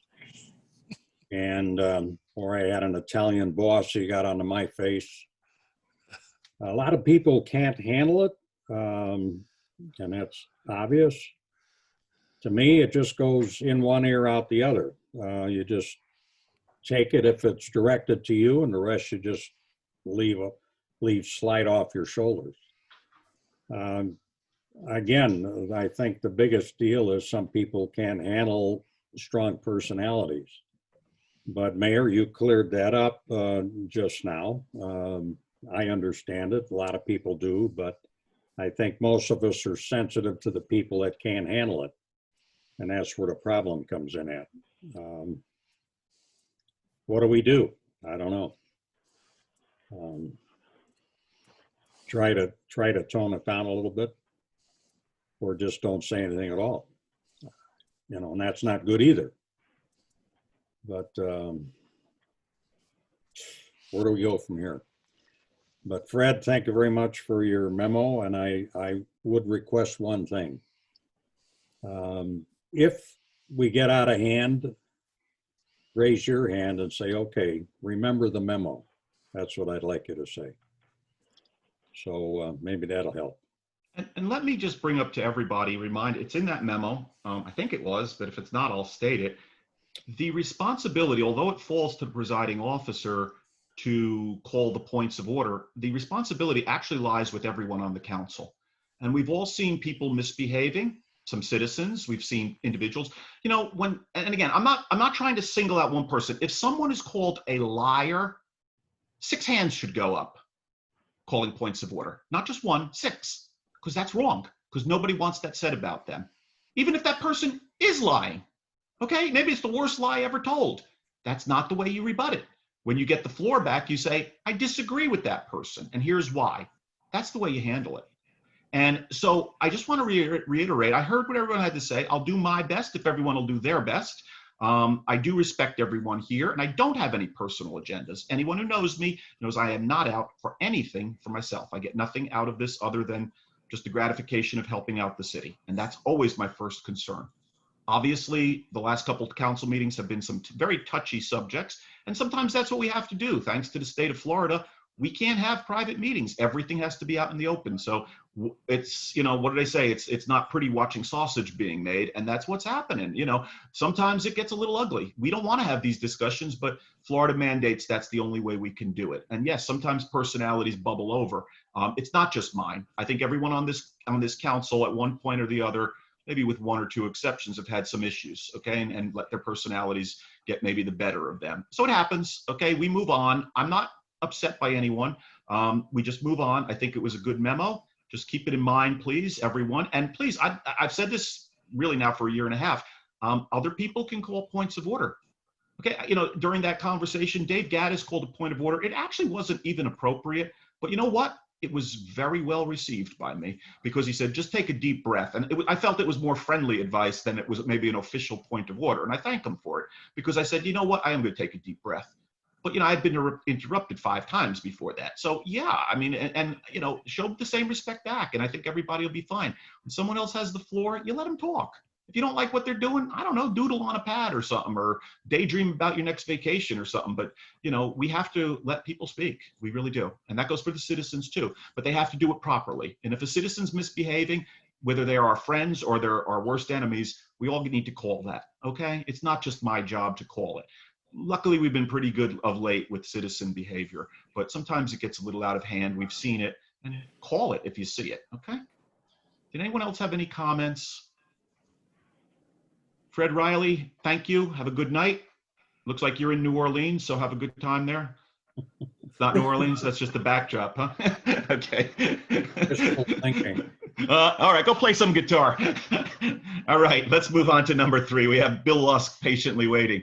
I was introducing this as saying, last council session, one of our citizens, Bill Lusk, asked if he could prepare some documents and some information, because I know Jody Shirley had brought up some questions regarding electricity on the docks and just a general marina discussion.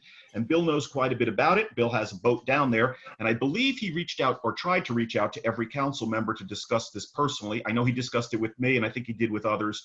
So he prepared a really nice packet for us, and he wanted like about 10, 15 minutes to go through it with us. So Bill, if you're there, I'm gonna thank you first on behalf of the council and the city for it. That took a lot of work, what you did, and I'm gonna turn the floor over to you with the council's okay.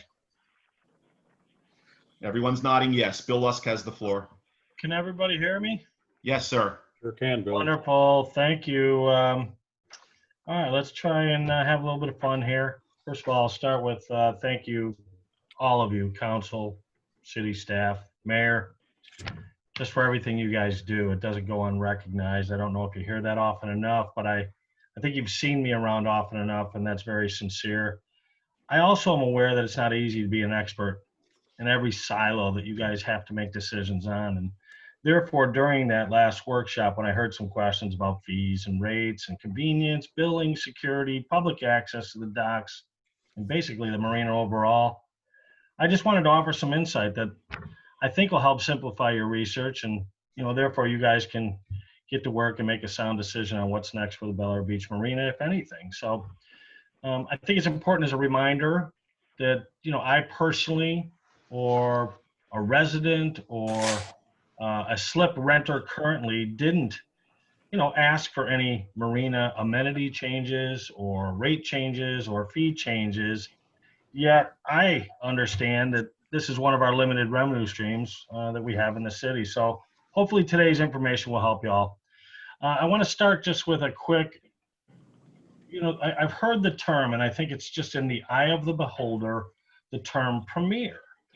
And as it relates to marinas, sometimes when I think of a premier marina, what comes to mind for me is a place like Marina del Rey Marina in Marina del Rey, California. And I don't know if you've ever been there, but it's awesome. It's the best of the best, right down to their views.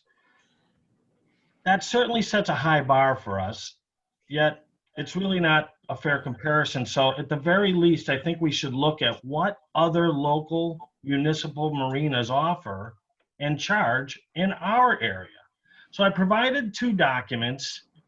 Hopefully everybody has them up or can just let me know if you did or didn't review them. I don't want to go through them in detail, but I want to give you kind of a 30,000-foot view from above.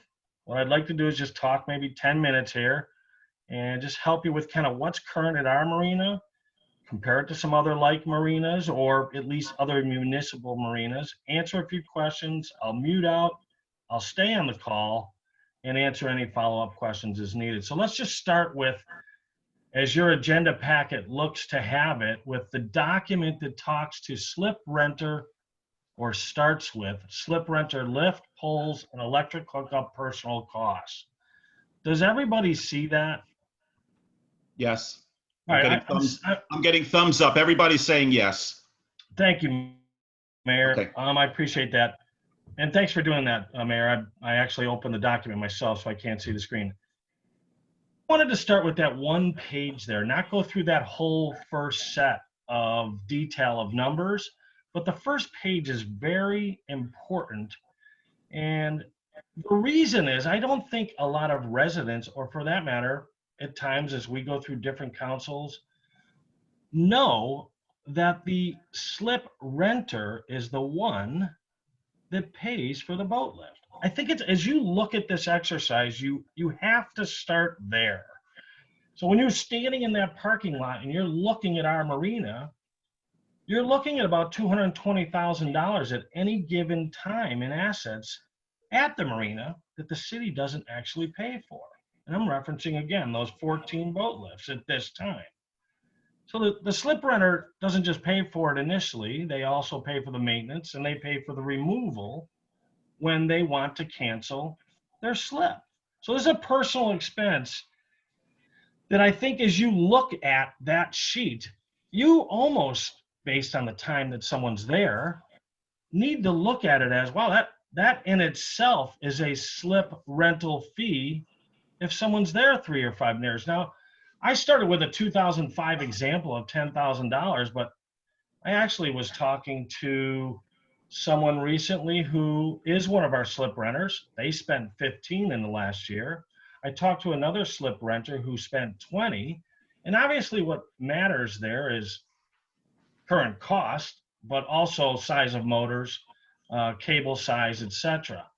So that expense is just getting larger and larger as we continue to have a marina that if you want to lift, the renter pays for it.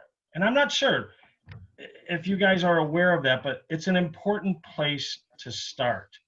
I think one I even left out was the someone spending, I think it was $20,000, and if they were there for, let's say 5 years, that's an extra $333 a month, or 7 years is another $238 a month. Now the remainder of that document has a lot of numbers for your convenience. It gives you the page 67 that's in the draft budget, just showing you this is our current slip configuration. Here's our revenues, here's how it's made up, but it's a moving target. And then everything beyond that is really just for you guys, just so you're not sitting there calculating. If you wanted to do something different, I tried to take a lot of different scenarios and put them on a spreadsheet, which turned into this document for you. You can also create your own, and that's why at the end of that document, there's a blank one. What I'm going to do is move over to the blue section that goes down to the actual marinas. And everybody, can you just let me know if you're there? Seeing nodding heads and thumbs up. Yes, I think so, Bill. Thank you. I'm going to run through this quickly. I'm not going to go through every bullet. I think what I want you to walk away with, though, is starting with, when I see a lift at the Bel Air Beach Marina, someone has invested in that lift. The second thing about our current marina, and I'm on the Bel Air Beach Marina Slips overview, is that we do have a minimum. And as you go through this exercise, you'll learn, I mean, it's not wrong. It's something we've been doing as long as I can remember. And I'm sure Lynn could add some insight to that, whether it goes back 20, 25 years. I really don't know when it started. I think from a business perspective, if I looked at it outside the, I'm a slip renter, I have a certain size boat, and I'm not comparing to other rates of marinas, I kind of get it. I mean, it's you at the least, in the worst case scenario in any given month, you know, if you have all your slips rented, you're going to get X dollars. You can apply that to a lot of business models. You know what the reoccurring revenue will be at the very least. It's not a bad thing, but what you'll see is you don't see other marinas doing that. And it's simply based on, they started differently. They're doing things by size of the slip, linear by the size of the boat. We don't have that luxury to go backwards and just scratch out the whole marina, get rid of all the lifts, redo it, and just start from scratch. So, but I think what you'll learn is it's a slight disadvantage to the smaller boat. It's a little more advantageous for the larger boat, but you have to, again, include the cost of the lifts for those that have them. Over 15 years since I've been there, I'll tell you, the marina looks great. At any time that we have brought something up to the city, it's been done. I mean, we started with some pavers ourselves. The city finished it, added shell. The deck has been redecked. The fence has been raised from 4 feet to a more secure 6-foot fence. The new lights came with the penny for Pinellas, I believe. No one down at the marina is complaining. So let's move on and just look at some other scenarios. What do other cities have? No minimums. When you start getting into this discussion around electric, you will find, yes, Clearwater Marina, St. Pete, they charge electric. they have put in the equipment to do so. You'll find the smaller marinas didn't put forth the capital to start that process. It's up to you. All marinas have security at different levels. You're already aware of the lift situation, and everyone kind of does a little bit of a variation on the larger size on how they go about a utility fee or an electric fee, but on the smaller size marinas, you'll see that it's just included. It's self-explanatory on the amenities. We know what we have, we know what we don't have, so I won't drill down too much there. I do know that it's convenient in a lot of people's eyes for residents to drive to the marina. I think as I get into these other marinas, I'm hopeful that you guys see that if I'm a resident of, there's some sense of convenience to a Madeira Beach person, a Clearwater person. If I live at Island Estates, it's nice to drive to the Clearwater Marina, et cetera, et cetera. I don't know if you've ever been down to Clearwater, but their rates are interesting. It's pretty decent. They add some tax for and a utility fee, but their rates are decent.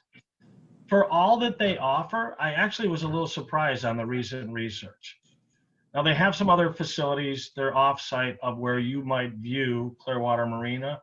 There's one at Island Estates and there's an area over at Coachman Park. Little different structure there, but very similar. Dunedin. What I find interesting about Dunedin is that their approach is that they double the rates for non-residents.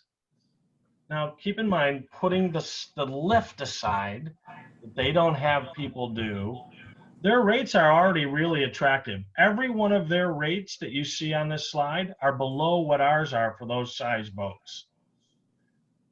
I think that number 2 for a 30-foot boat is about $1 higher when you add the tax to our rate. Other than that, they simply offer more and they charge double for their non-residents. Lynn had asked me a question, I got an answer. Out of the 193 slips, 10% are non-residents. Let me move on. Gulfport Marina, I want everybody to try and keep with me just so you can see the slide I'm on. Gulfport City Marina. What I find interesting about Gulfport, and for those that boat, and I've had a lot of different discussions, it's not ideal boating over there, but people choose to live in that area. That's my personal perspective. What I do find interesting is they've acclaimed a #1 choice in a clean marina designation. So if we're premier, why do they get the designations and we don't? Now they're full blown over that way. They do have a meter reading fee, and they also charge electric separate. Their rates are right within ours in regards to size of boats. Now, you'll see that they actually go by size of slip. The larger they go, they're actually a little bit more expensive than we are. But the marina itself, you can see all the amenities, full-blown marina. Safety Harbor. I'll be brief on this.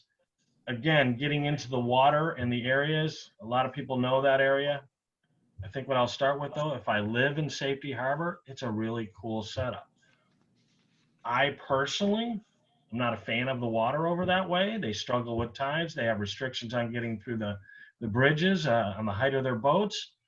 But what they do, they've restricted it to residents only because they actually have such a long waiting list of residents that they don't need to have non-residents come in.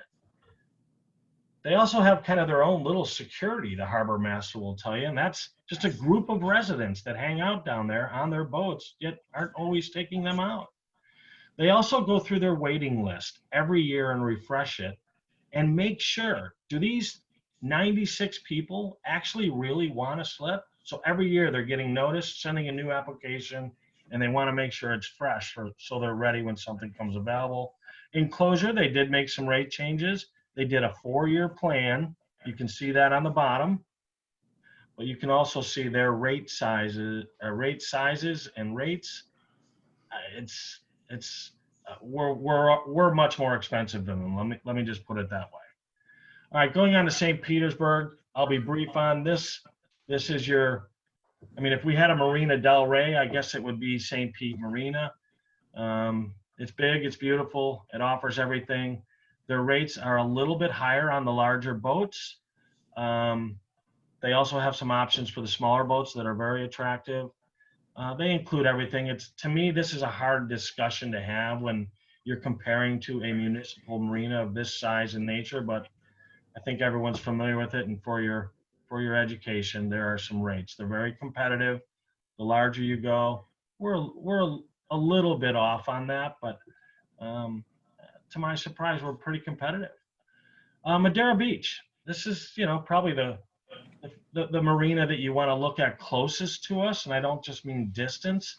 I think what they've done over time at Madeira is just simplify it. They don't have difference between resident and non, and they don't force individuals to invest in a lift, which really kind of frees you up as a boater, that you're not looking at something as if, wow, I'm putting down $20,000, I'm putting 15 down. I hope I stay here for X amount of years. So they've kind of done what I would look at as the opposite of what we would look at, because they offer lifts, they maintain them. They're full-blown everything down there, right down to ramp on site, park your boat, trailer, lift and no lift options, bait, everything.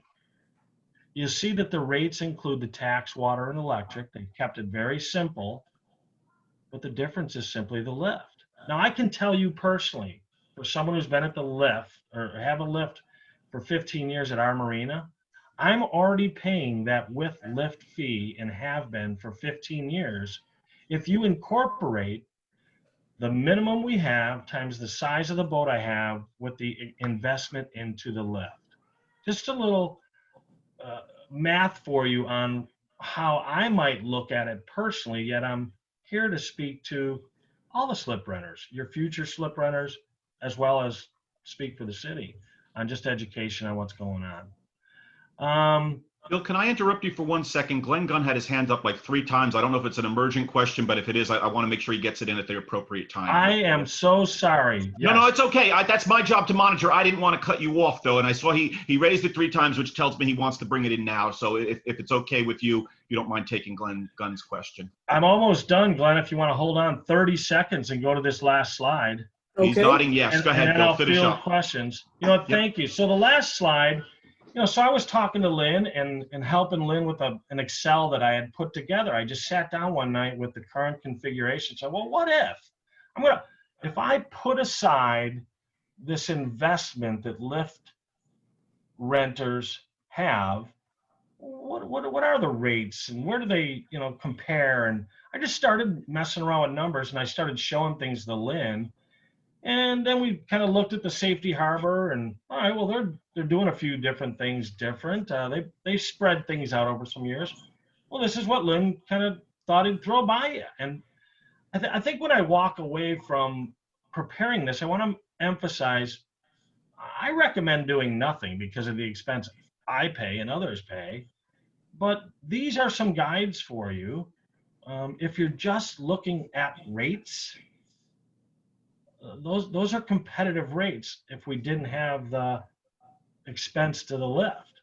And that's a smart way to go about it. Now, what others may have done to transition is they started taking ownership of lifts.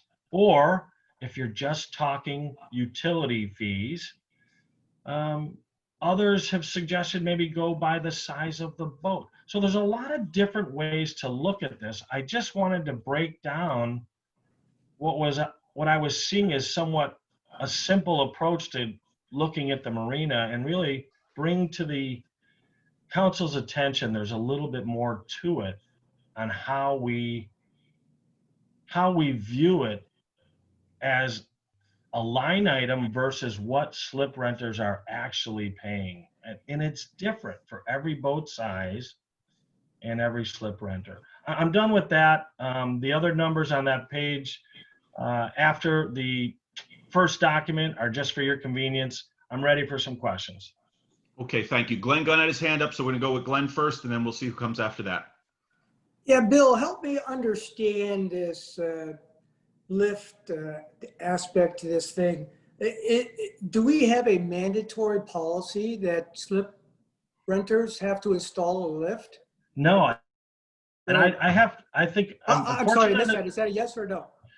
do we have a mandate? No, slip renters do not have to.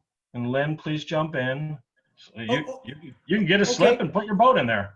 Okay, so let me continue with this line of thought then. So it's a discretionary expense. It's called a wet. slip? It's called a wet slip versus lift, and that's what other marinas offer. They actually pay Okay, for the slip. Bill, let me finish my train of thought here for just a second here. So Sure. a person wants to rent a slip at Bel Air Beach. We say, okay, slip number 13 is open if you want it. So if the guy wants to put a lift in there to get his boat out of the water, which probably most people who are going to invest in a high cost recreational vehicle like that might want to do, it's at his expense. Is that correct? Yeah, It is. I think we're all on the same page.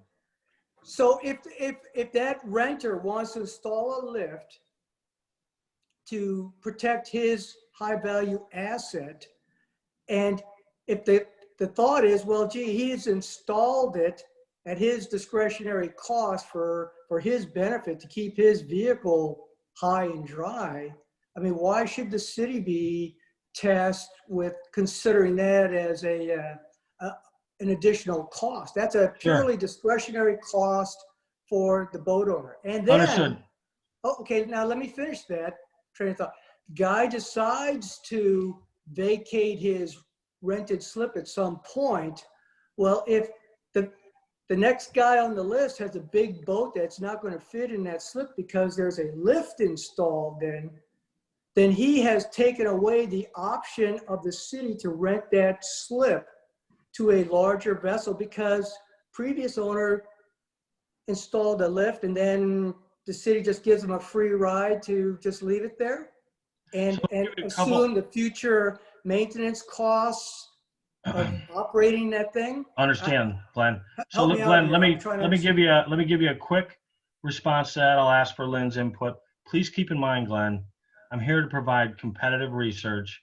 What you just explained doesn't exist competitively. So everyone else has what they call a wet slip and a lift option. So that doesn't exist other than Bel Air Beach. So it's a little abnormal to just have those slips, but that's here nor there. So competitively. Well, no, that's not true because it's actually a competitive edge that Bel Air Beach has because if you go to another marina and all that's available is a wet slip and you say, I want to put a lift in there, what's that marina probably going to say? He's going to say, here's what I'll reiterate, Councilmember Glenn. I'm not here to debate. I'm here to offer council some guidance on here's what we do, here's what other marinas do, and provide you insight, and therefore you can collaborate amongst yourselves. So I'm not here to debate you on points. Oh no, I'm not trying to debate. I'm trying to get some clarity on the issue. Sure. As far as the slip renter leaving, I think I want to defer to Lynn just a little bit on that because it's my understanding when someone departs, they spend to remove it and leave the space the way it was. So the city does not incur any maintenance or lift costs. It's up to the next individual. Now, have we done some things in a transfer where maybe the person wanted to buy it from someone? I don't know. I'll ask for Lynn. That is correct. We asked them to remove their lift. The person that may come in to rent the slip, whoever's next on the list, if the lift is there, that's between the existing renter and the new renter. Otherwise, we tell the slip renter to remove his lift and they take it with them. Now, how often have we, that's a good scenario for that individual leaving to at least get a couple bucks maybe from a potential next slip person. So that's a good thing, Lynn. Have we done that often? Patty, could you answer that? I don't know. I know of one or two times, but I don't know that we've done it a lot. Right. We've done it a few times, but it's very infrequent just because of the fact that, like it was said earlier, the boat coming in usually doesn't fit the lift, or they just don't want to pay that for a used lift. I mean, there's a lot of different reasons. So just a few times. And Mayor Manzo, Councilmember Shirley has had her hand up for quite a while, okay? Okay, so you know what I'm going to do? I have, as soon as Glenn finishes, I had Robin Aki's hand up. I have Jody Shirley's. I don't know who was first, so I think last time we went with Jody. This time I'm going to go with Robin, then Jody next, okay? No, I was just going to say that, yeah, that I had heard that once you leave, you have to take it with you or dismantle it, but it would be a good idea to try to transfer that, you know, over to the next person, have them maybe pay a partial fee to the previous renter, and then also in the contract have it so that they incur any further maintenance. Because, like, let's say after they've been there for a year, when the motor dies, well, they're not going to get that money from the previous person. That's up to them. That's something they incur if they have a 15-year-old lift. They know that going in. If they choose not to have a 15-year-old lift, then the other people have to take it down. And if they want to do a new one, that's on them. But no, I'm in full agreement that we need to do something to change these rates. I don't even know the last time it's been changed, but I'm guessing it's been 5, 10, maybe longer years. And it does seem slightly unfair for those people who have a 20-foot boat. They're having to pay 30-foot boat fee. But then also keep in mind that if we decided, okay, well, let's make the minimum 20 feet, that's really good for the 20-foot boat, but that's really going to suck for the 40-foot boat. So what I would say is try to do like what I think it was Safety Harbor did a 5-year plan. So, you know, if we're going to start with the minimum at, you know, go from 30 to 25, and then in 2 years, maybe make it 25 to 20 or 22, or keep it there, or whatever we decide. But maybe if you're going to make a big jump, don't make it a big jump. Make it a little every 2-year increment until you get to the ultimate goal. Because I think that, because we don't want to piss anybody off, and all of a sudden we have half of them rented and then we totally lost revenue. But I think it is a good opportunity to get more revenue into the city, but with doing it a fiscally responsible way and try to keep the current renters happy. Would you consider the city starting to pay for the lifts?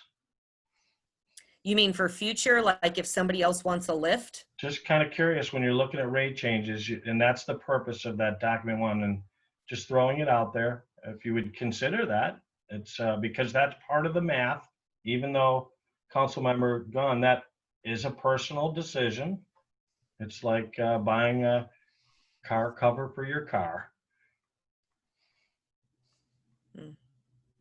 I have Jody Shirley next, and then Dave Gaddis after Jody. Okay. Thank you for doing this work, Bill. I think it's really helpful. I think from what this can trigger a lot of discussion. I don't know that this is necessarily the best setting for it. I think it would be wise, because there's a lot of good issues brought up, the lifts being one. It's kind of like, you know, you can't, there's no way the city I would be in support of the city supplying lifts. I don't think own lifts. I think, you know, buying a lift is like buying a t-shirt, right? I'm going to wear an extra small. You're going to wear a large. You can't, it doesn't work that way. You can't, it's not interchangeable. I can't go, I'm moving out of my slip and moving my boat into yours. And right.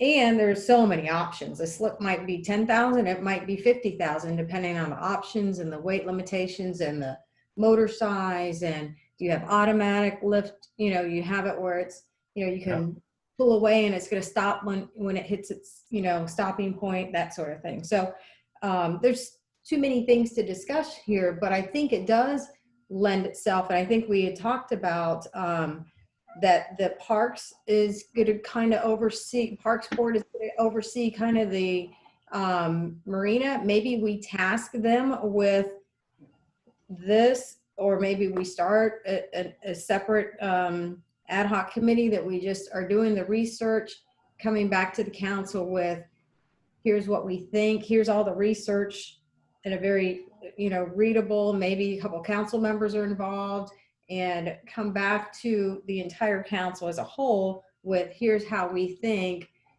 we should handle the marina going forward. Because there are too many variables and too many, and I think we need council members that are boaters to participate in that, because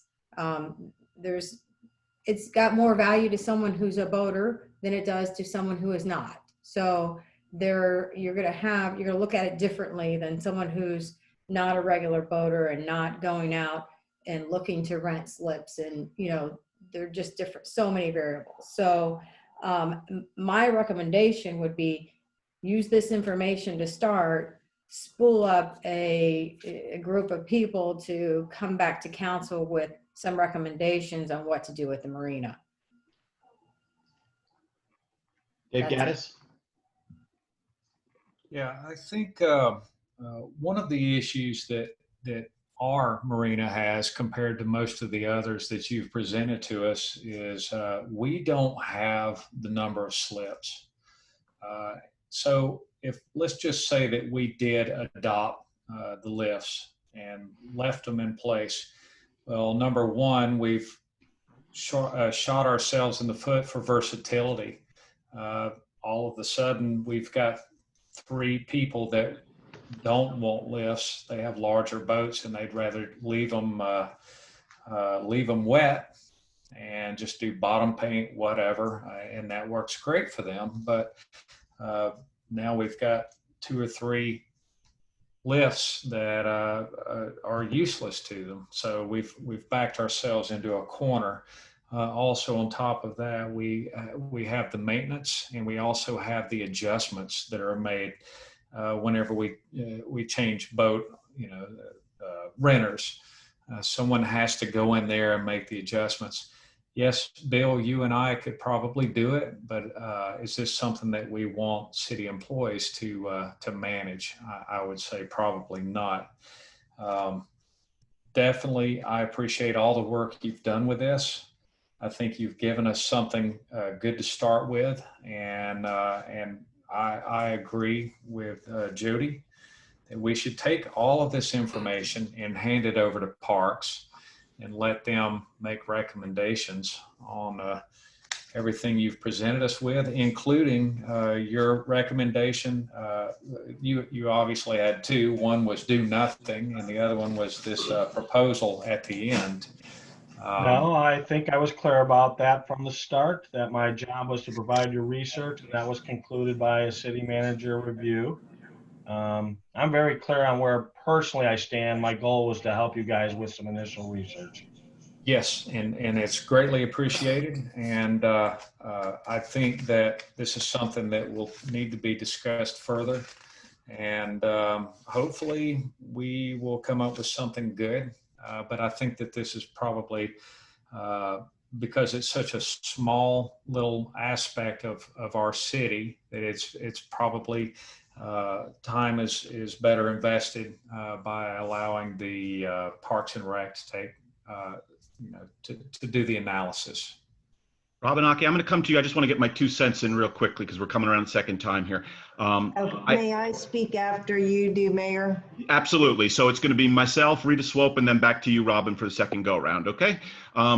I agree with Jody, Dave, and probably a couple other folks. And I'll just summarize.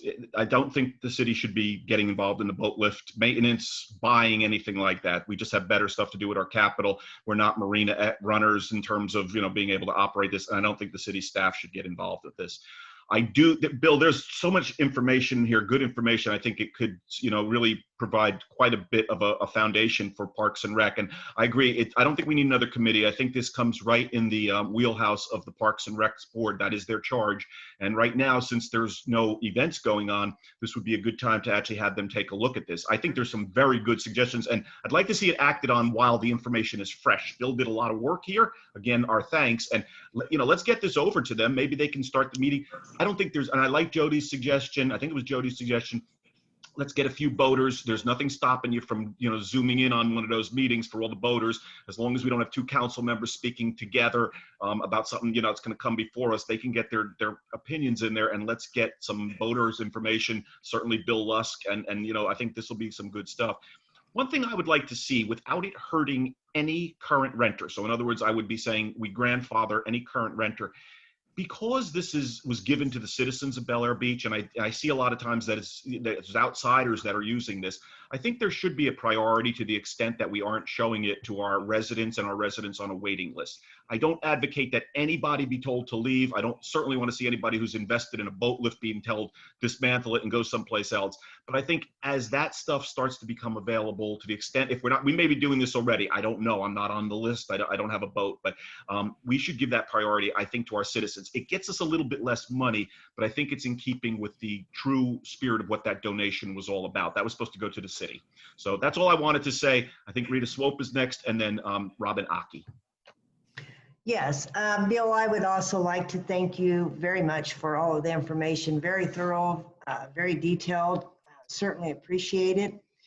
And I'm going to agree with Councilmember Shirley and Councilmember Gaddis that we should go ahead and send this on over to our Park and Rec Board and let them take a look at it so we can do some more detailed research on it. With your help, that would be great, but I certainly understand if you can't, help advise or do that. But I just want to say thank you. I mean, it's great information. I never realized how many of these other marinas had so many other perks, for lack of a better word to call it, than the Bel Air Beach one. And the fact that they had to put in their own lift. So that's very informational and it will help us make a decision later on. So thank you, Bill, and appreciate it. You're welcome. Thank you. Robin? Yeah, no, I have no problem sending this to the Park and Rec Board, but I just don't want this to be another kick the can down the road, because I guess this issue about the marina comes up every so many years, and maybe a committee has been formed in the past, and fast forward to now and we're still there. So I just don't want this to be discussed in 2 years at the next council meeting when it comes back up and we just do it all over again. So if we're going to send it to the Parks and Rec Board and they're going to bring us something back, then I think that we need to look it over and make a decision and go forth. And then I would suggest, my suggestion would be is, like Jody said, there's a lot going on here. There's a lot of big issues. So I would say I'm going more with like the baby steps. Like, let's maybe not tackle the lifts. They can do a transaction between previous renter and future renter and deal with that and deal with the maintenance. But maybe we'll just start with adjusting the costs per foot and, some of these ideas he came up with and go from there. And then once that's done, if we want to tackle the lifts in the future when fiscally we're able to, or it makes sense at that time, then we can. So I don't want this to be all or none. I think that we need to have an open mind, and if we need to take half of the ideas and only implement half, I think we need to do that. But I definitely don't want to see this on, August 2021's agenda about it. Thank you. I have Marv Beam's hand up. Marv? All right, the only thing I would say is maybe on the larger boats, see what they're doing as far as running their air conditioners. That's an expensive issue, and if they are on the larger boats, maybe tack on about $5 for the cost of electricity, and then see where the rates are. Maybe by ticking them up a little bit to pay for the electricity, maybe we could tick down the 30 minimum to a 25 and see how that adjusts, and then everybody in between make up the difference. Just to raise the larger boats up a little bit, the middle ones a tad, and keep the ones on the bottom a little bit less if we can. Just readjust it. I don't know, Lynn? Okay. Lynn? Yeah, Mayor and Council. Just to kind of, the planning board did an analysis of the marina just a few months ago. And, I think that information we can also give to the Park and Rec Board. And, they can look at this rate analysis and see where we want to go. I agree with all of you. We don't want to get into a lift operation. Residents do have first priority if a lift comes open, if there's a vacancy. And at times, there's more residents than right now. I think it's 4 non-residents and the rest are residents. So we do that. So going forward, we'll try to schedule something with the park board and send this information and give them what the planning board did also. Okay. Did we have any citizens, Patty, that wanted to make comments, or is there anybody out there still for citizens? No. She's muted. I can't. I'm not hearing. No, there's no raised hands. There's no raised hands. Okay. All right. Council, did we have any other comments other than I just want to thank Bill again. And Bill, I'm not going to ask you to do any more work because you've done way more than ever was expected. But to the extent if this goes over to Parks and Rec, if you could just even be an advisor, I'm sure they will find it very, very useful. You're you're kind of the expert on this now, so that would probably be real helpful. Thanks for listening, all. I'll stay involved. Thank you. We appreciate it. Can I ask one question, please? Quick. Oh, sure. Mayor? Yes. It's Jody. So is this something we can assign to the Parks and Rec Board before our next meeting? So then we can figure out at the next meeting who with council will be involved in giving them direction and so forth. We have consensus on that. Yeah, we'll just schedule a meeting. Yeah, everyone's nodding yes, and Rita Swope, you can with this. Yes, I'm good with it. Okay, and Jody, I assume you're with it. So yeah, we have consensus. It can just be scheduled in, and I also like Lynn's idea. I mean, the planning board did a lot of work on some other options and stuff, and that should go there also. That information we might as well make use of it. There's some good information in there also. Thank you, Lynn. Okay, thanks. And it's a good time right now. Yes, Glenn. Yeah, I didn't mean to get off on this lift tangent or thread here, but I think I was confused because it was a discretionary cost that wasn't really part of normalizing the data, and I just want to be cautious about that. I think there's a lot of soft issues that come into play as a competitive edge for Bel Air Beach, and I just want to make sure that we look at a lot of things and don't just seize on a couple shiny, glossy things here. So I can certainly help with Lynn Reeves come up with a charter if you want to go that far for what you're looking for results. Just let me know. I think they're already chartered to look into it. I think we just have to give them the direction. But to the extent that everything we discussed tonight is something that can go to them and up for consideration, come back to us with some recommendations. And I'm with Rob and Aki. Let's make it sooner than later. It doesn't have to be September, but it would be nice maybe if we had something by Christmas. Maybe I'm just picking a date here, but that seems nice, So hopefully sooner. Okay, that'd be great. That'd be a Christmas present. All right. Do we have anything else on the marina before we go on to number 4?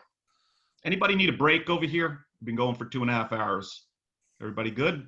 Okay. I'm good. All right. Everybody's going. So here we go. Marv Beam has asked that we discuss improvements, or he discussed improvements to north-south walking easement pathways. With that, I turn it over to Councilmember Beam. Okay, everybody, we've talked about this before, probably 2 years ago or better.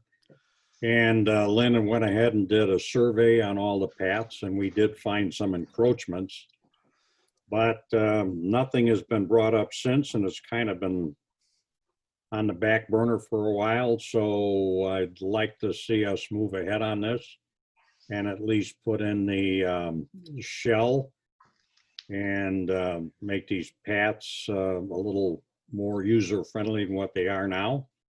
I know it shows some additions going across where the pond is on the north end, and it shows going through the park on the south.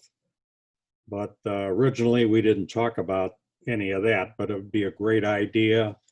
This is what Kyle put together, and there's a lot of trees in that pathway area that have overgrown, and some areas are not as passable as what they should be.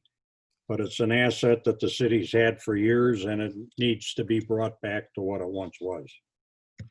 So Marv, anybody else have any views on this? Robin, I'm going to come to you next. I have a question, though. It's kind of a threshold question here, Marv. I've heard about these encroachments now for quite some time.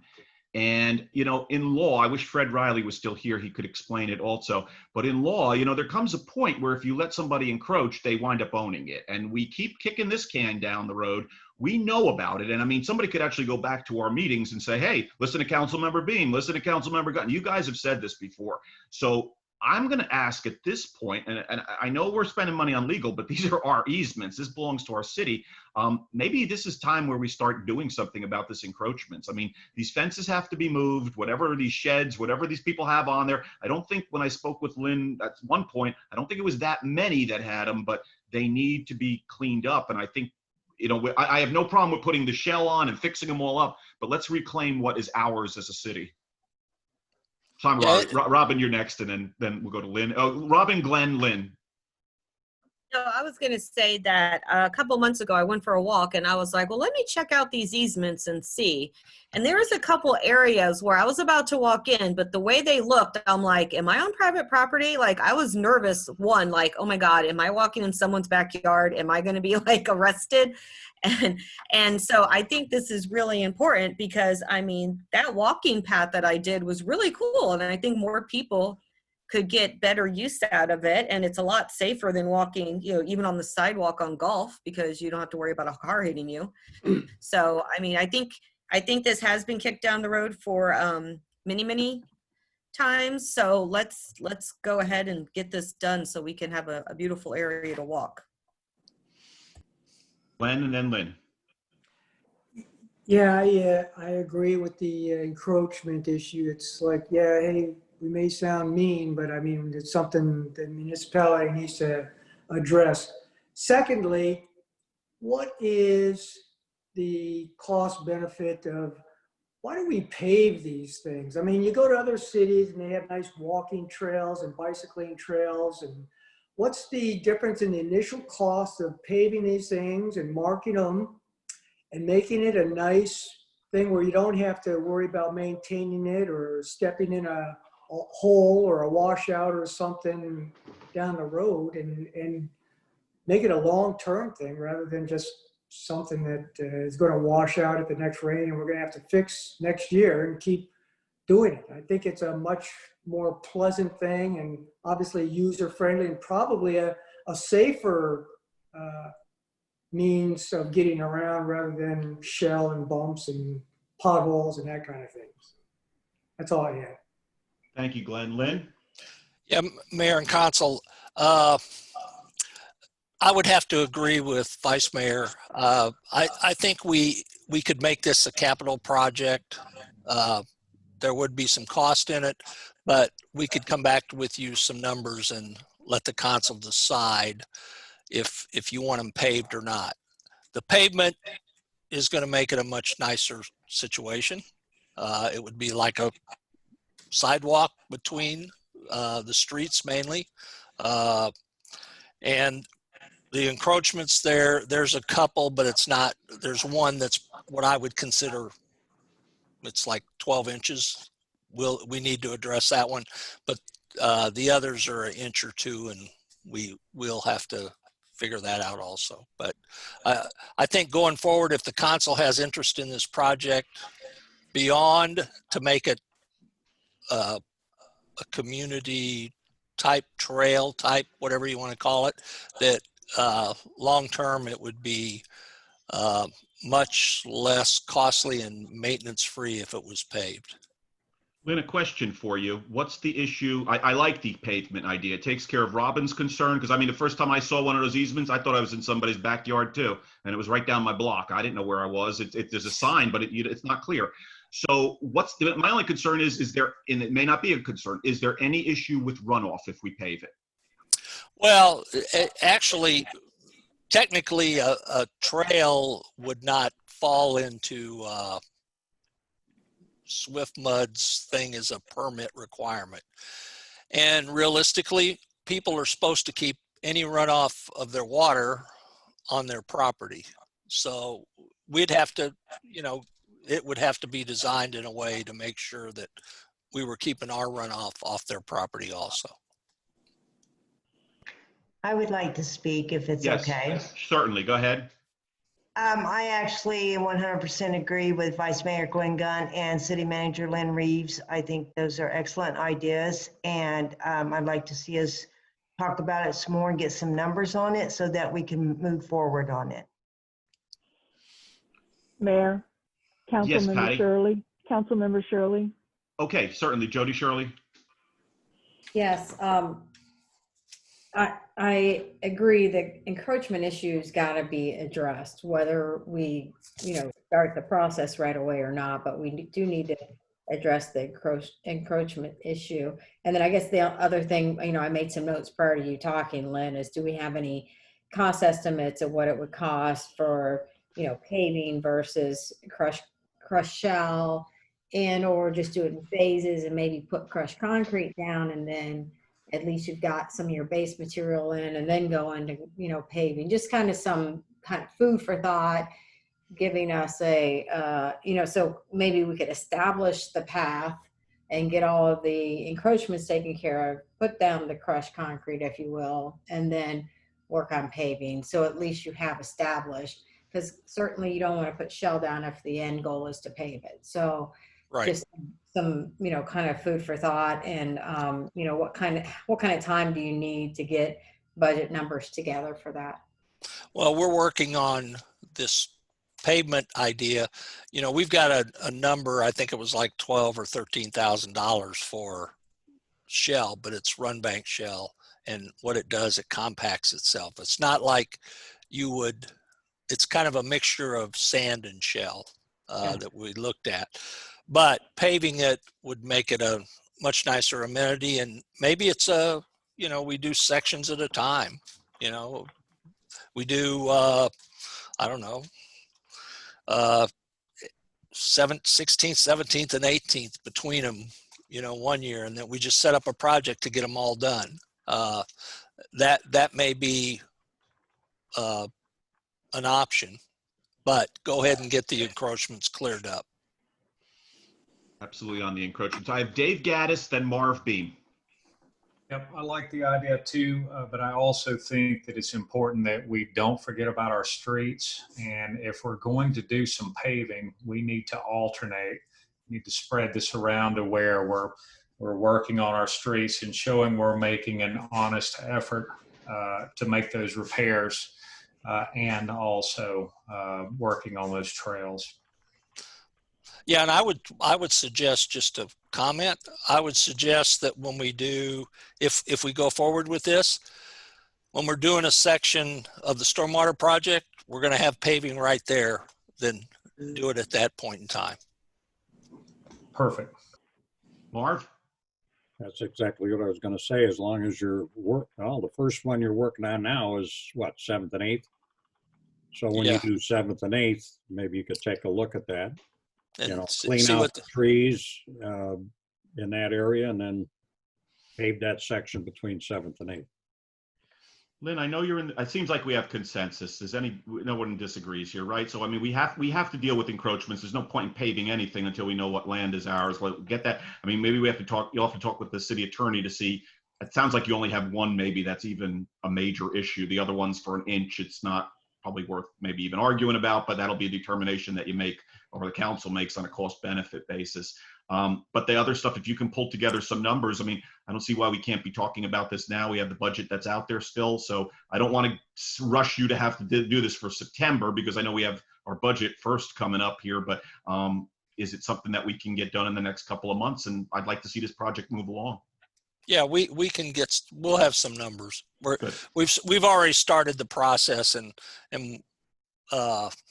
we're talking to the paving company, that the contract that we already awarded for Bellevue Estates Island, and then October 1st we're going to hopefully award the curb contract in the new budget year.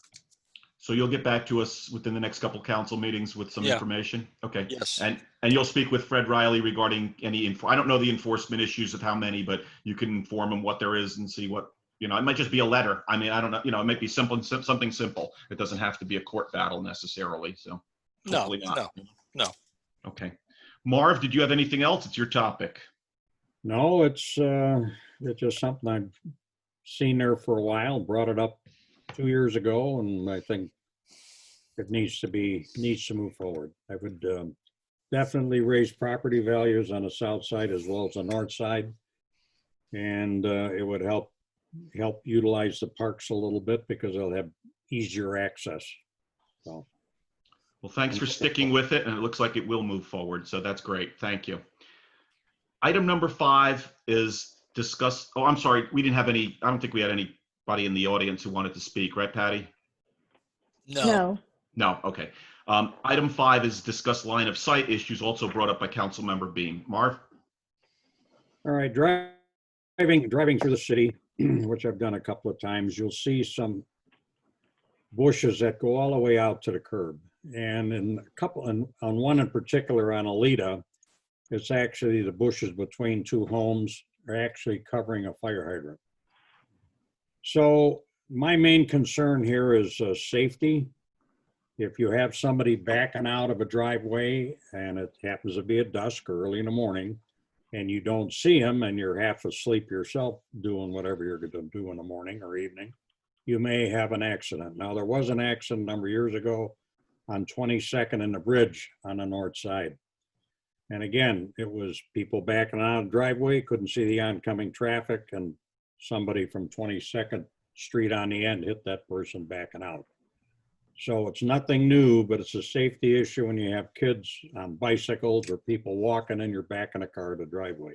I know we have warning devices on the cars, but sometimes the warning devices pick up trees or they pick up something on the lawn, and you may not pay attention and hit somebody backing out of your driveway. Now, I know the people on the end, on the cul-de-sacs, they would complain they want the bushes to the end. But that I can understand, but you can see those people backing out of your driveway. So, but the rest of them I think ought to be cut down. We have an ordinance for it, only we haven't really done anything adhering to that particular ordinance on cutting those bushes down from the lot line to the street. And then there's one other issue, the home on Causeway Boulevard and Gulf Boulevard on the south side, that corner house that's on the east. Every time you make a turn on Gulf Boulevard going north and you try to look south, you got to creep out further and further into the walkway when people are crossing to look down for the traffic coming northbound on Gulf Boulevard. Those bushes are overgrown. They need to be trimmed back a little bit. Just another safety issue. So again, this is code enforcement. What do you think we should do about it? I would like to speak if it's all right. Yes. I agree with Councilmember Beam, but I do think rather than saying the cul-de-sacs are exempt from it, we need to make it a consistent rule where everybody has to follow it. It is very difficult to see in some of these areas to pull out, but I think it just need to be consistent with everyone. Otherwise, we're going to have issues with that. Thank you. Yeah, I'm going to agree with that. We have to be consistent. If our law now doesn't put an exception for cul-de-sac, we either have to make that exception or we have to, and it has to have a good reason, obviously, which was one was just given. But if not, everybody's subject to the same rules, because then we're going to get we're going to get people screaming. Mayor, Councilmember Shirley. Yes, Jody Shirley. Yeah, Lynn, what is the current code? I know that we currently say, what is it, 4 or 6 feet from the curb that the bushes have to be cut back? Off the top of my head, I'll have to look it up, but I know it's somewhere in the 4 to 6 foot range that they have to be cut back.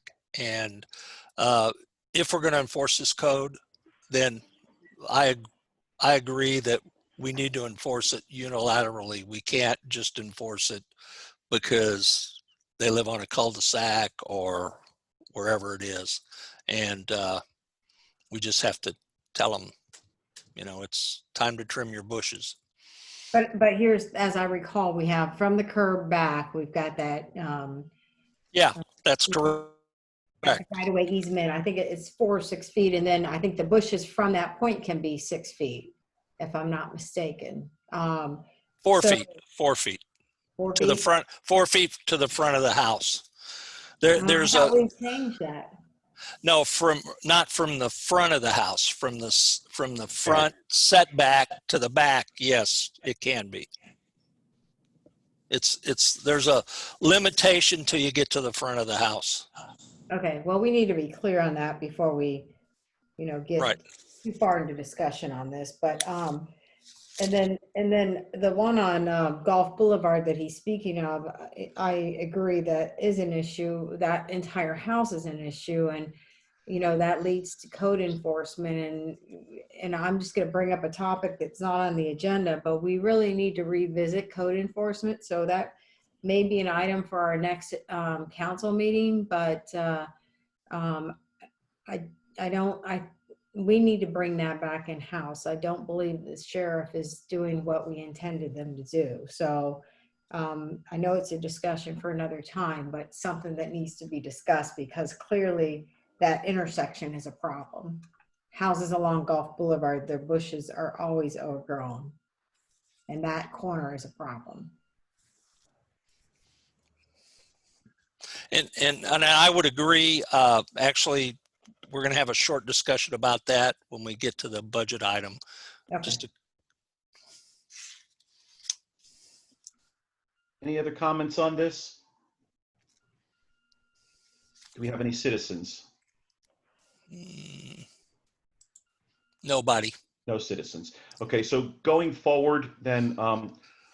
What I'll do is I'll look at the code, get you that, and I'll send it to Patty and have her send it out to all of you so you know what it is. Okay. Dave Gaddis had a question. Yes, I did have a question. While you're giving us a refresher on the code for the street, would you also give us a refresher on the code for the seawall and for growth up to the seawalls? Well, up to the seawall, 5 feet from the seawall, it could, that I know because it was recent and we've had a couple. 5 foot up to the seawall, they can be at 4 foot. The fence can be at 4 or 6 foot, and then a hedge from that 5 feet back can be 8 foot back to the front of the house, which typically is the front setback. Okay. Marv, does this take care of all the issues that you have? So the only thing I would like to say is if we do anything, let's see if we can talk about the cul-de-sacs and the issue they have with privacy, because you've got 4 homes that are jammed up in a cul-de-sac. So I think they would complain if some of the bushes had to be cut back, and I understand that. So if we're going to do anything with the code, let's come and have a discussion about what we should do and who should be affected before we go doing anything. Yeah, no. So to be sure here, no one's saying go forward and empower code right now to enforce. We're information gathering at this point and seeing if we could work out a workable solution that's going to be palatable for everyone affected. Exactly. Okay. I mean, maybe we want to let, instead of going to the front of the house all the way to the curb and cutting everything down to 4 foot, maybe you have a consensus, maybe go back 5 feet or 6 feet, as long as you can see a car or a kid on a bike backing out of a driveway. Let's not go too drastic, or you're going to have people shooting at us. Maybe. And can I just reiterate, so what we're doing is Lynn's looking at the current code as it stands. If we decide that the code needs to be altered, we're going to try to spool up another code review, and that would then be an item for that code review team to address. We're not going to take these individually, are we? We can, but rather than unless you want to delay it. I think we should let the code review take a look at it. We're advertising for that now. They've got till, Patty, correct me if I'm wrong, it's like the 25th of September to apply. That way, hopefully we get some applications and they'll get appointed at the first meeting in October. And then we'll start the code review committee. And it'll look at more than just this code. It's going to look at some other things that we really need to look at. Very good idea. Thanks. Just hold off on any enforcement. Again, if you're going to Right. enforce it, you're going to have to go across the board, and then the chips fall where they may. If we want to hold it, it's on the radar and it'll be addressed, but you may not be able to enforce it for a little while. But enforce it against one, enforce it against all. That's the rule, basically. Right. Unless legal tells you otherwise, but I can't imagine he will tell you that. I know he won't say Well, we will, as an example, if a house sells, we're going to tell them what the code is and they need to do it, because right. we don't want the new property owner coming in and saying, you didn't do anything about this code. No, that's good. That's a good idea. That's a good idea.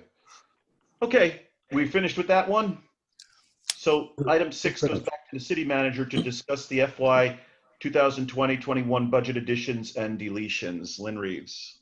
Yes, I sent you out new pages again, the updated budget message, things that have changed in those pages.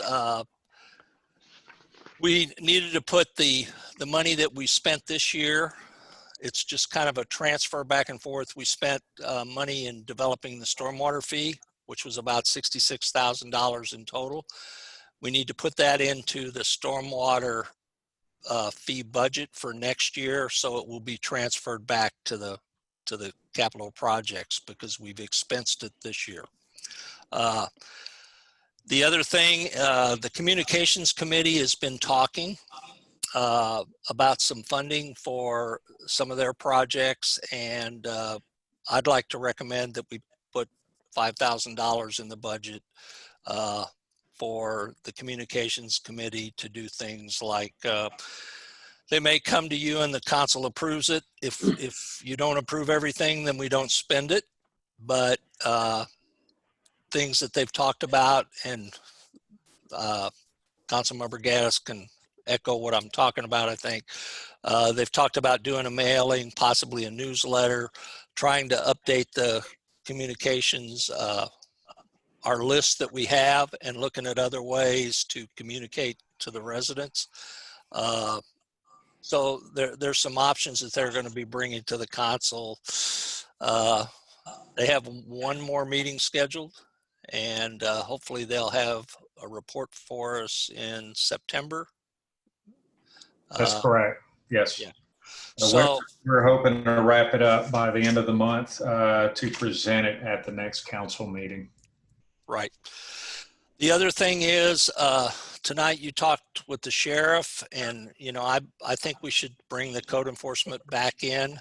I've talked to staff about that, and take that code enforcement money, and part of it we could use for possibly hiring a part-time person on the weekend to help with trash, and they could follow around. The other thing, we could use some of that money if the council's desire is to use what the sheriff proposed, that like on holiday weekends or something, we could take some of that money for that. And we wouldn't have to impact the budget. We did put money for a security screener if we wanted to use it at the beach accesses, but at this point, I don't think we're there yet. So other than that, that's really the only budget changes other than what we've already discussed. And if the council is okay with adding the 5,000 for the communications, then that will be the only other change we make, and we'll leave the money sitting in code enforcement and go forward with our plan.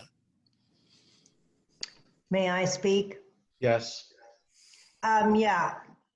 City Manager Lynn Reeves, I totally agree with you. We definitely need to have some money in there for the communications department, as well as the other changes. They all look good to me, and I'm good with it. So I just wanted to make sure I made a comment on it. Thank you for all your hard work. Anyone else? Hang on a second. Any citizens, Patty? No, no one. No citizens. One other thing I'd like to mention, Mayor. Yeah. After the discussion tonight, unless you tell me not to, or others tell me not to do that, what my intent is to do is modify the sheriff's contract, take out those things we talked about that we can do ourselves, bank deposit. My suggestion for the console packets, instead of delivering them, we put a mailbox here. If you come up, each council member would have a key. You get it anytime, day or night. And one thing going forward, we are planning to do the iPads in the coming budget year for the council members. So there may not be as much paper for you. So,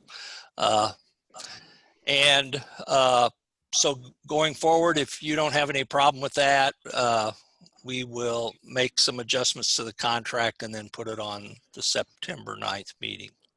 Marv has a hand up, then Glenn Gunn. Marv?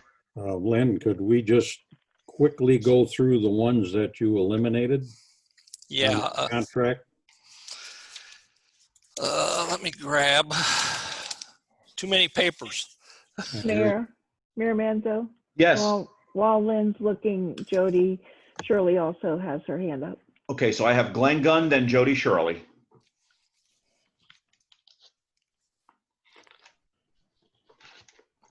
Okay.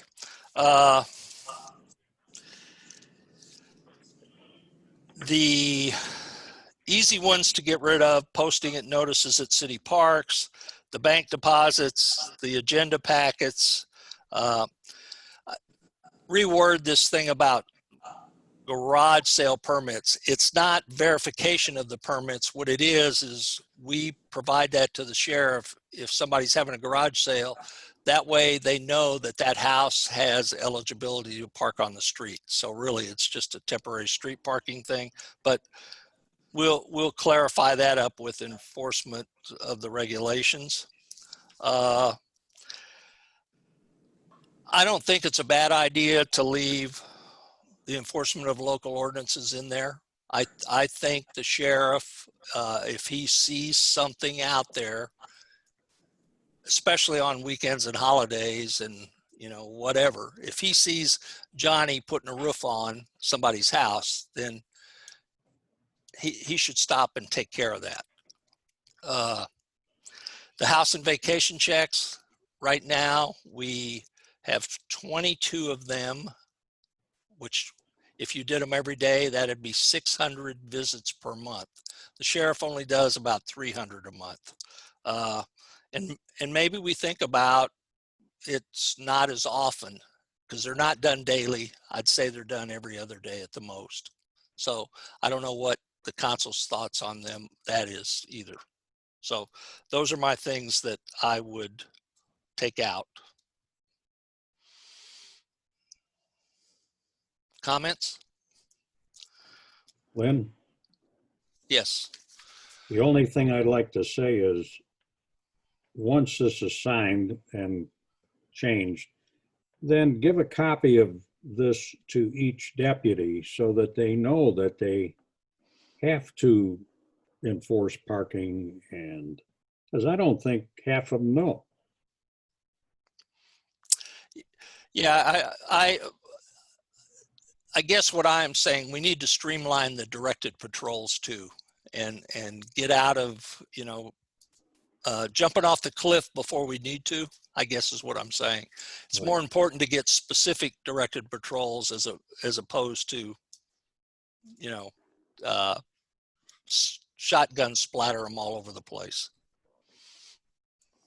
I think, Lynn, I do remember there being some issues with the sheriff not knowing the codes on like enforcement on Sundays and stuff like that. So we're not trying to make him into a code officer. I think, you know, maybe that has to be curtailed to, you know, really the worst violations, the stuff that we know about parking on the grass and, you know, putting a new roof on a Sunday or something like that. But we don't want him saying, you know, your hedges are too tall. I mean, I don't see that, you know. No.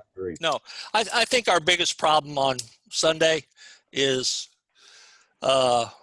somebody putting a roof, or what was it, a couple Sundays ago down the street from Jody, there was a house that the commercial painter was there.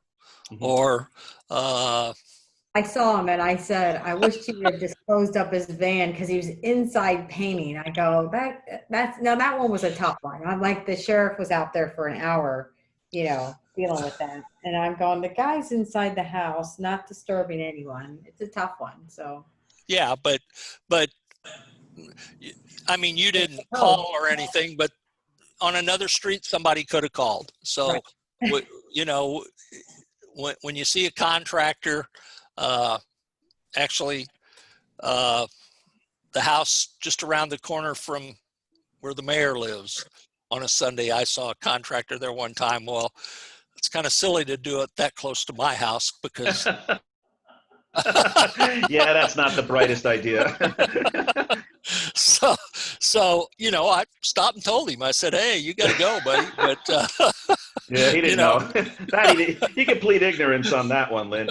Right. Though, I think Jody makes a valid point, though. If we have, I mean, I've seen this a couple times. You have a person working inside on a Sunday. They're not bothering anybody. Maybe they're doing some stain work or some trim work. I mean, maybe when we go through this code, a second go round to kind of fine tune it, maybe we can. I think the whole purpose was to give people a day of peace and not have the heavy construction. I think that was the idea. But, if you're painting inside, you're not bothering anybody. And I'm with Jody on that. Like, gee, I would never call on somebody like that if that's all you're doing, So, Marv? And I agree. Inside stuff, forget it. And you might have a situation where someone's AC went out. Yeah. Or they had a water leak on a Sunday and you have to, we got to define just what's going on the codes to make it fair for everybody. Yeah, I'm in the process of developing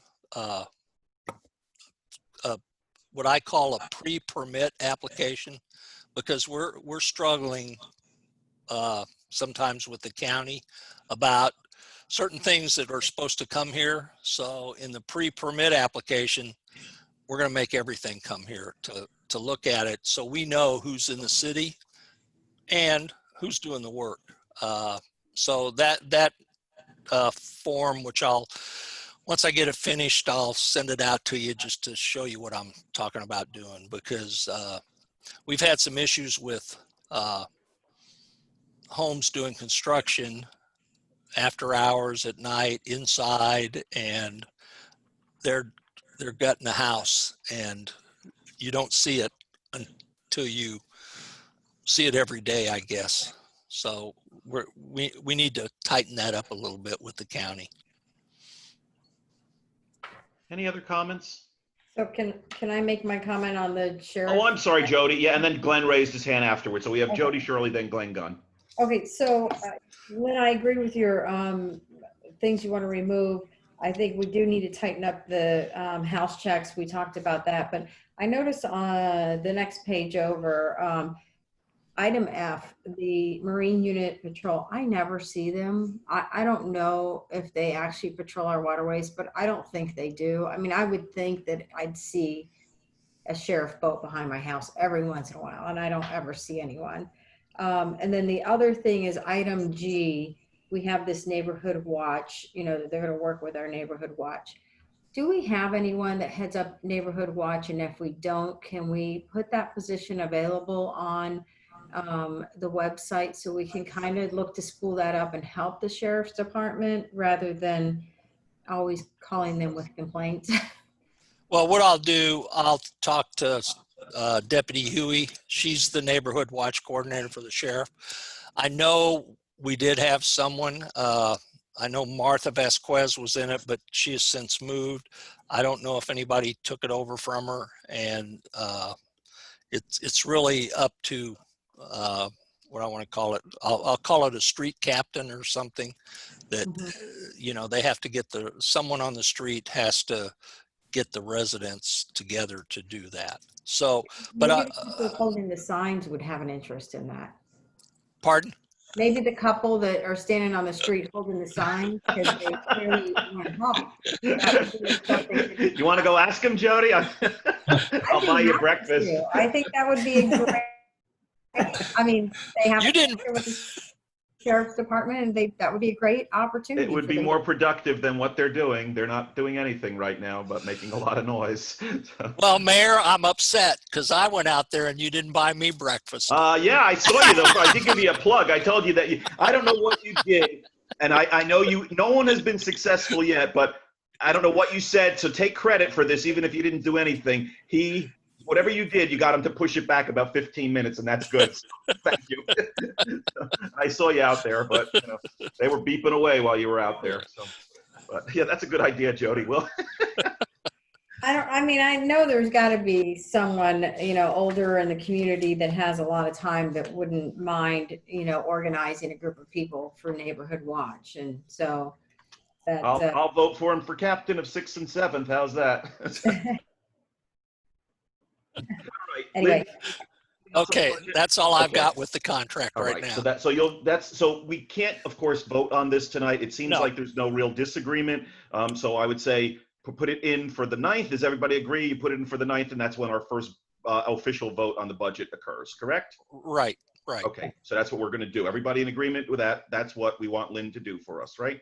Got a thumbs up from Marv. Yes, Dave. Yes, Glenn. Jody and Rita? Yes. Okay, we're good. And everything till October 1st right now is going to be virtual. So yes. The governor, at least this month, did it earlier. Well, that's good. Because I was a little concerned when he said September 1st, and we're trying to hold a budget meeting, and he said we could hold those virtual, but we couldn't hold a council meeting. But I think we're up to 24 cases in the city. So yeah, that's good. Glenn Gunn is next. I did have one question regarding the budget, and we touched upon bringing code enforcement back in-house. Yes. Did we just give approval for that, or is that a later discussion? Because I think it's a later discussion. Concerns about that. Well, a later discussion.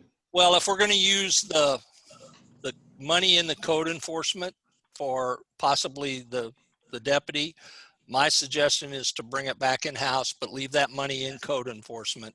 And going forward, let's do another trial, and we'll get out and do it in the mornings, and we'll have more daily coverage than we would currently do. And I think the staff, we've had this discussion. I think it'll work itself out. It doesn't mean that if the council thinks at some point in time we need to do something else, we can always come back to it. But I think this gives us the opportunity to possibly take some of that money and use it for traffic enforcement. At some point, the council's going to have to say, yeah, let the sheriff give us his 2 weeks. And we need to get some data there, though, because when he did it a year and a half ago, there wasn't much data that really came of him spending his time here on that 2 days that he was here. I just wanted to make sure we've had the discussion on this code enforcement. I know you've had some rough spots and you haven't been real pleased with where the current situation has been. I mean, we made this shift from using this off-duty deputy for this thing, and we've had some issues with that, and I don't think you've been thoroughly enamored with the results of this thing. And I know you've looked at it and you think you can actually do the same thing cheaper, and you've got some recommendations there. I just want to make sure, though, that the issues we think we've seen or the rough spots isn't because of it just hasn't been structured well enough. The accountability hasn't been set, because that's kind of what I'm seeing, is that the lines of communication aren't necessarily there. The accountability isn't specific enough. The structure isn't enough, and that's causing some issues of why we're not happy with it. And I just want to make sure and we give it a fair shake. Well, right. And I think we've given it a fair shake. The other, I'll be honest with you, to do something, then the third time it's time to do something, not give them another courtesy warning or something of that nature. And that's where I think this deputy discretion has some things that kind of concern me. And that's why I think it's better to bring it back in-house. I think we should debate this at a council session, and I also think that the code officer should be present. I've spoken with Danny sometimes, not a lot. I think I've had about 2 conversations with him since he's been here. But like just to that issue that the city manager just mentioned about responding, I believe we had a hot situation that he was like within a couple hundred yards of in our city. I mean, they were sending cars with sirens and lights, and he happened to be the first responder. We didn't pay for him to be a deputy. That was actually the bonus that I thought we would have, having a deputy going around, because he is a uniformed deputy in a car. So I think I don't think it's appropriate to actually make a decision tonight. I hear the points, and I think that, I said we would debate these, and I think we should debate them, though, but I think this has to come up via either a proposal or a motion or something. Dual purpose, maybe that's the other option, because he is an off-duty deputy that's working for us. Marv? May I say something real quick? Jody, Marv had his hand up, Jody. So I'm gonna ladies first. Let's go with Jody first, and then Marv. Is that all right, Marv? Yeah, it's fine. Okay, there we go. Jody, you're good. Sorry, I just have on a baseball cap, so I don't have my picture up there, you guys. Sorry. I can't see you. All it says is Jody Shirley is talking, but that's all it says. Go ahead. I guess just so we can, when we go into debate and discussion about that, so we know what we're talking about, Lynn, could you please put together like a plan? Who would be code enforcement, and what does that look like? I know there have been a lot of things, well, this person can do part of it, that person can do part of it. We can hire someone to collect trash on the weekends that can do part. Can we really like pin it down? Who would have what duties so that we can look at it and make a decision? Because it's really hard to do that when we don't know what the other side looks like. What do we have in place for the other side? Right. Okay.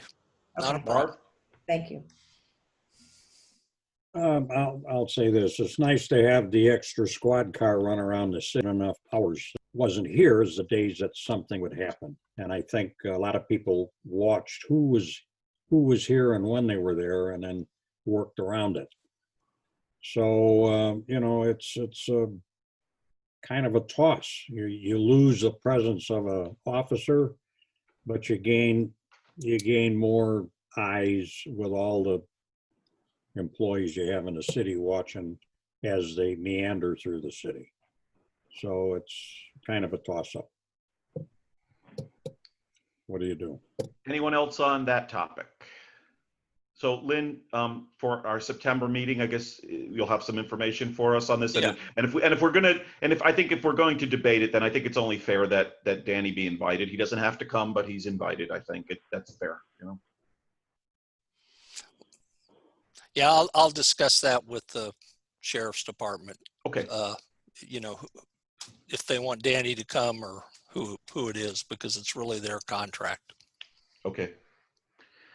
All right. That takes care of item 6, and then we go to general business if there's any. I'll just throw it open to the floor. I have nothing personally right now. So anyone else? Robin? You are muted. There you go. I'm in the process. Question, do we have any updates about that sailboat that's randomly moored out in the water right there? No, and I did talk to the county about it, and they can do that. That's okay. What they consider as waters of the state. There's bunches of them over around the, I'll call it the basin by the boat ramp. There's several of them. Okay. So that's unfortunate because it's not ours to control. Okay, just curious. Lynn, I know Madeira, Marv, I got you next. Lynn, Madeira Beach, I know passed a whole bunch of ordinances, and I don't know if they're legal or not or what they did, but I think they kind of sent them packing. So how were they able to do that? Do you know? No, I don't. I can find out. I know one community down south actually developed a mooring field so they could go there and they collect money off of them. So okay. I'm pretty sure it was Madeira Beach. I seem to remember, and I think that's what actually chased some of them away. These may be the people who used to moor over there, and now they're coming to us, and obviously that's a problem. Yeah. Marv? No, I've talked to Lynn about this. Our waters go all the way to the intercoastal waterway. Am I not correct, Lynn? Our jurisdiction, Our yes. jurisdiction. So since we don't have any codes about that, and if we put them in, would it stick? Well, you know, that's a discussion that we'd have to have further with the water navigation people. Because I'll give you an example. A person that's building a seawall, the barge, they've told me I can't have the sheriff or anybody touch them, you know, as an example. And I know all of you have seen those barges moored. Right. As long as they're not touching the seawall, they're free and clear. But we can ask.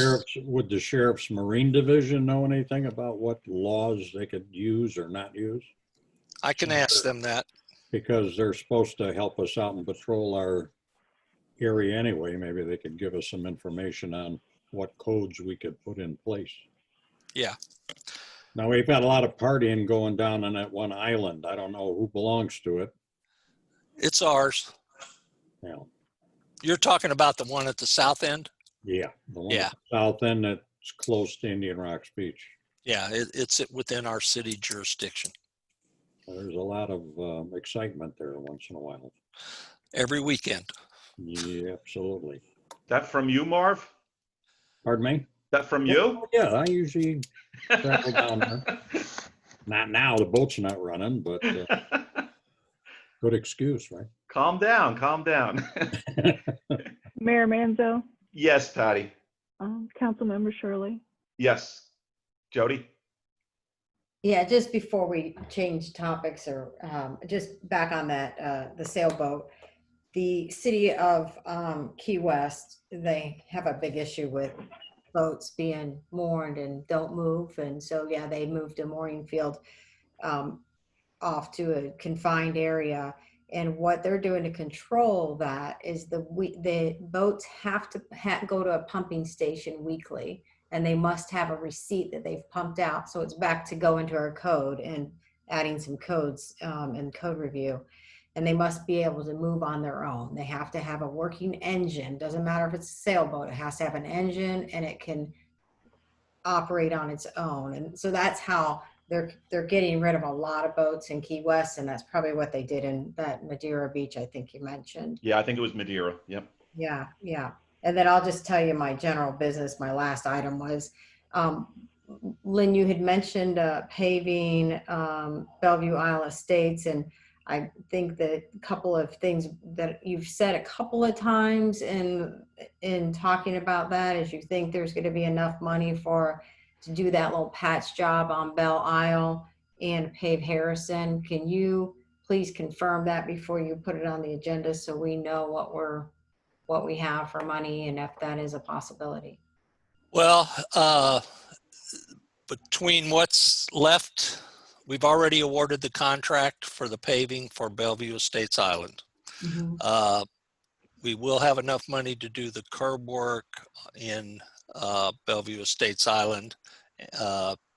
We needed a little more, but it's going to be in the budget next year. So we already have that quote, and it's off a Clearwater contract. So we've got that. There will be, if I remember right, it's 60 plus, I want to say another 30 or 40,000 that we'll have to do Belle Isle and Harrison. And those are kind of those streets are the high priority areas. And then as we do stormwater projects, we will do paving in those areas. There's no sense tearing up streets for a stormwater project or paving it and then tearing up the street. So that's the plan. And we did. That'll be 2021. Is that, I mean, in this budget? Yeah, this next budget. Okay. I'm looking to see where you landed. Yeah, Harrison ended up like 25. Yeah, it was a priority, and so was that little section of Belle Isle. And Belle Isle was the fourth worst. The others that were above it are set up in stormwater projects, so there's no sense paving them. Okay. And we'll do some of that. We still have the, when I talk about stormwater, we still have that loan to do for the stormwater fee, and hopefully all that gets worked here in the next month or so, because the attorney told me the bond validation is probably going to be in September. Gotcha. Okay, thank you. Anyone else with any general business that we haven't done? Glenn Gunn? Two issues. One is the sheriff's officer or his offer for the off-duty officer, 2 free weeks. I mean, are we interested in moving in that direction? And can we ask the city manager to kind of gather the info on that and see which direction we want to go so we can be prepared to take action at the September council meeting? I thought that's what we were going to do. That was Okay. my impression, at least. Is that everybody else's? I'm getting a lot of nods. Yes. Is anybody Okay. under a different impression? I'm No, good that's with it, Glenn. it. That's yes. I'm good with it, but I would like to see the data and information from what they do during those 2 weeks and how well it performed, if it's worth it or not.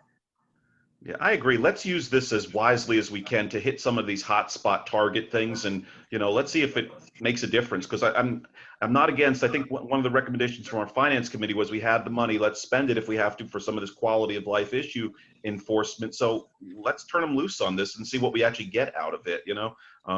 But I realize. I guess that's where I'm coming from. I'm looking Yep. for some structure to this thing, not just saying, yeah, we'll take them for a couple of weeks and just turn them loose. I mean, are there specific areas that we want him to concentrate in on certain days of the week and certain areas? I mean, give him a real structured, this is what we want, not just say, okay, thanks. Let us know when he comes aboard and let us know when he goes home. Yeah, I had in mind the first you said, which is to give them structure, give them detail. Yes, and I think the other thing we have to watch too is, since other people are watching this, we don't hate to lay the game plan out, so we want to be careful with this. Marv, and then Glenn has the floor, so I'm going back to Glenn. Yeah, I'm sorry, just one last thing was just an update on the Bel Air Shore ordinance issue. What's the latest on that? Is there a status or is there progress? Are we in a holding pattern? Well, I can tell you, I've made several phone calls to the mayor. I understand they received a notice of a lawsuit from some of our residents, and I've gotten no response back from the mayor. I think I've already told you I spoke to one of the commissioners, Commissioner Bloom, and he, at that point in time, that was before I was told by the mayor that they received a lawsuit. I'm talking the mayor of Bel Air Shore, and I don't know if he went back out of town or what happened, but I've left several voicemails and no contact. And I think, from what I understand, the thing was sent to their attorney. So I still think there's a better way to do that than tell them you're going to sue them. But I think we've got to, I'm going to keep trying to contact them. And I intend to go to their Zoom meeting and hopefully get to speak. Has there been any enforcement actions? No, That we know? Okay. none. Perfect, thanks. I'm going to speak as a citizen, if the council will recognize me as a citizen. Am I recognized? Sure. Anybody not recognizing me as a citizen? Okay. I was one of the persons that I told you was going to give him a notice of lawsuit. I'm going to only speak fact. I've given him that notice of lawsuit. They did not respond to me. My understanding is there are other citizens who gave him a notice of lawsuit, and my understanding is they did not get responded to. So at this point, the safe harbor time is over, and now it proceeds to lawsuit. They did not even make an attempt to try and work anything out. So, and I appreciate Sheriff Gualtieri saying that they've been instructed not to enforce it. The problem is it's still a law, and it's still enforceable. And if anyone wants to know the history of Bel Air Shore, please, when you have a chance, go into the Bel Air Bee and Google mother and daughter arrested for drinking iced coffee on the beach. They actually arrested people 15 years or so ago for drinking an iced coffee on the beach, and they intended to prosecute it. So a law is a law, and it's enforceable until it is repealed. And so that is a law right now. And you know, where it goes from here, everybody will just have to kind of watch. I don't have anything with the other people. The only reason why I have the other information is the other people gave me a copy of the letter that they sent as mayor. They copied me on it. I have no official function with their lawsuit. I don't know, you know, other than they got no response. I heard that response that they got nothing back. So that's it. That's all I can tell you. So, and Lynn, it sounds like you got the same. So, okay, request to go back as mayor. And just for Marv's and the rest of the council's information, because this is dear to Marv's heart, we've sent the seawall document to the seawall engineer to review and give us comments. So thank you very much. As far as the officer, if they come out here, I'd like to see them in a regular car, just snooping around with no billboard on the side, if that's possible. And then maybe they'll be able to figure out what's going on. Because every time they put the SUV out there, nobody does anything. But if you have a plainclothes car, they might be able to find who the speeders are.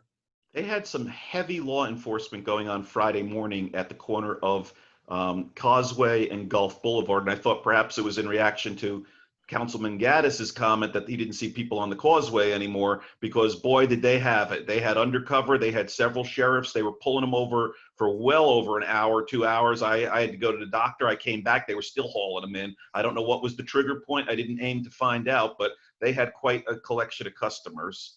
Dave Gaddis? They probably remembered how much money they used to make off of it. Yeah. no, they were doing, they do that occasionally. They set up 5 or 6 cars here and do speed traffic. So it was our side this time. A couple months ago, it was the other side. Well, they had no shortage of customers, I can tell you that. So, anyone else, folks? Well, I thank you for, Marv? I'll make a motion that we call it a night. I just wanted to thank everybody for a wonderful meeting. And yes, anybody second that? Second. We're 4 hours under our record. Nobody wants to go for it, huh? Okay. No. All right. Then in that, everybody in favor, say aye. Aye. Aye. On the 9th of September. Have a nice, safe Labor Day. All right. Stay healthy, everybody. Hi, everybody. Good night. Good night.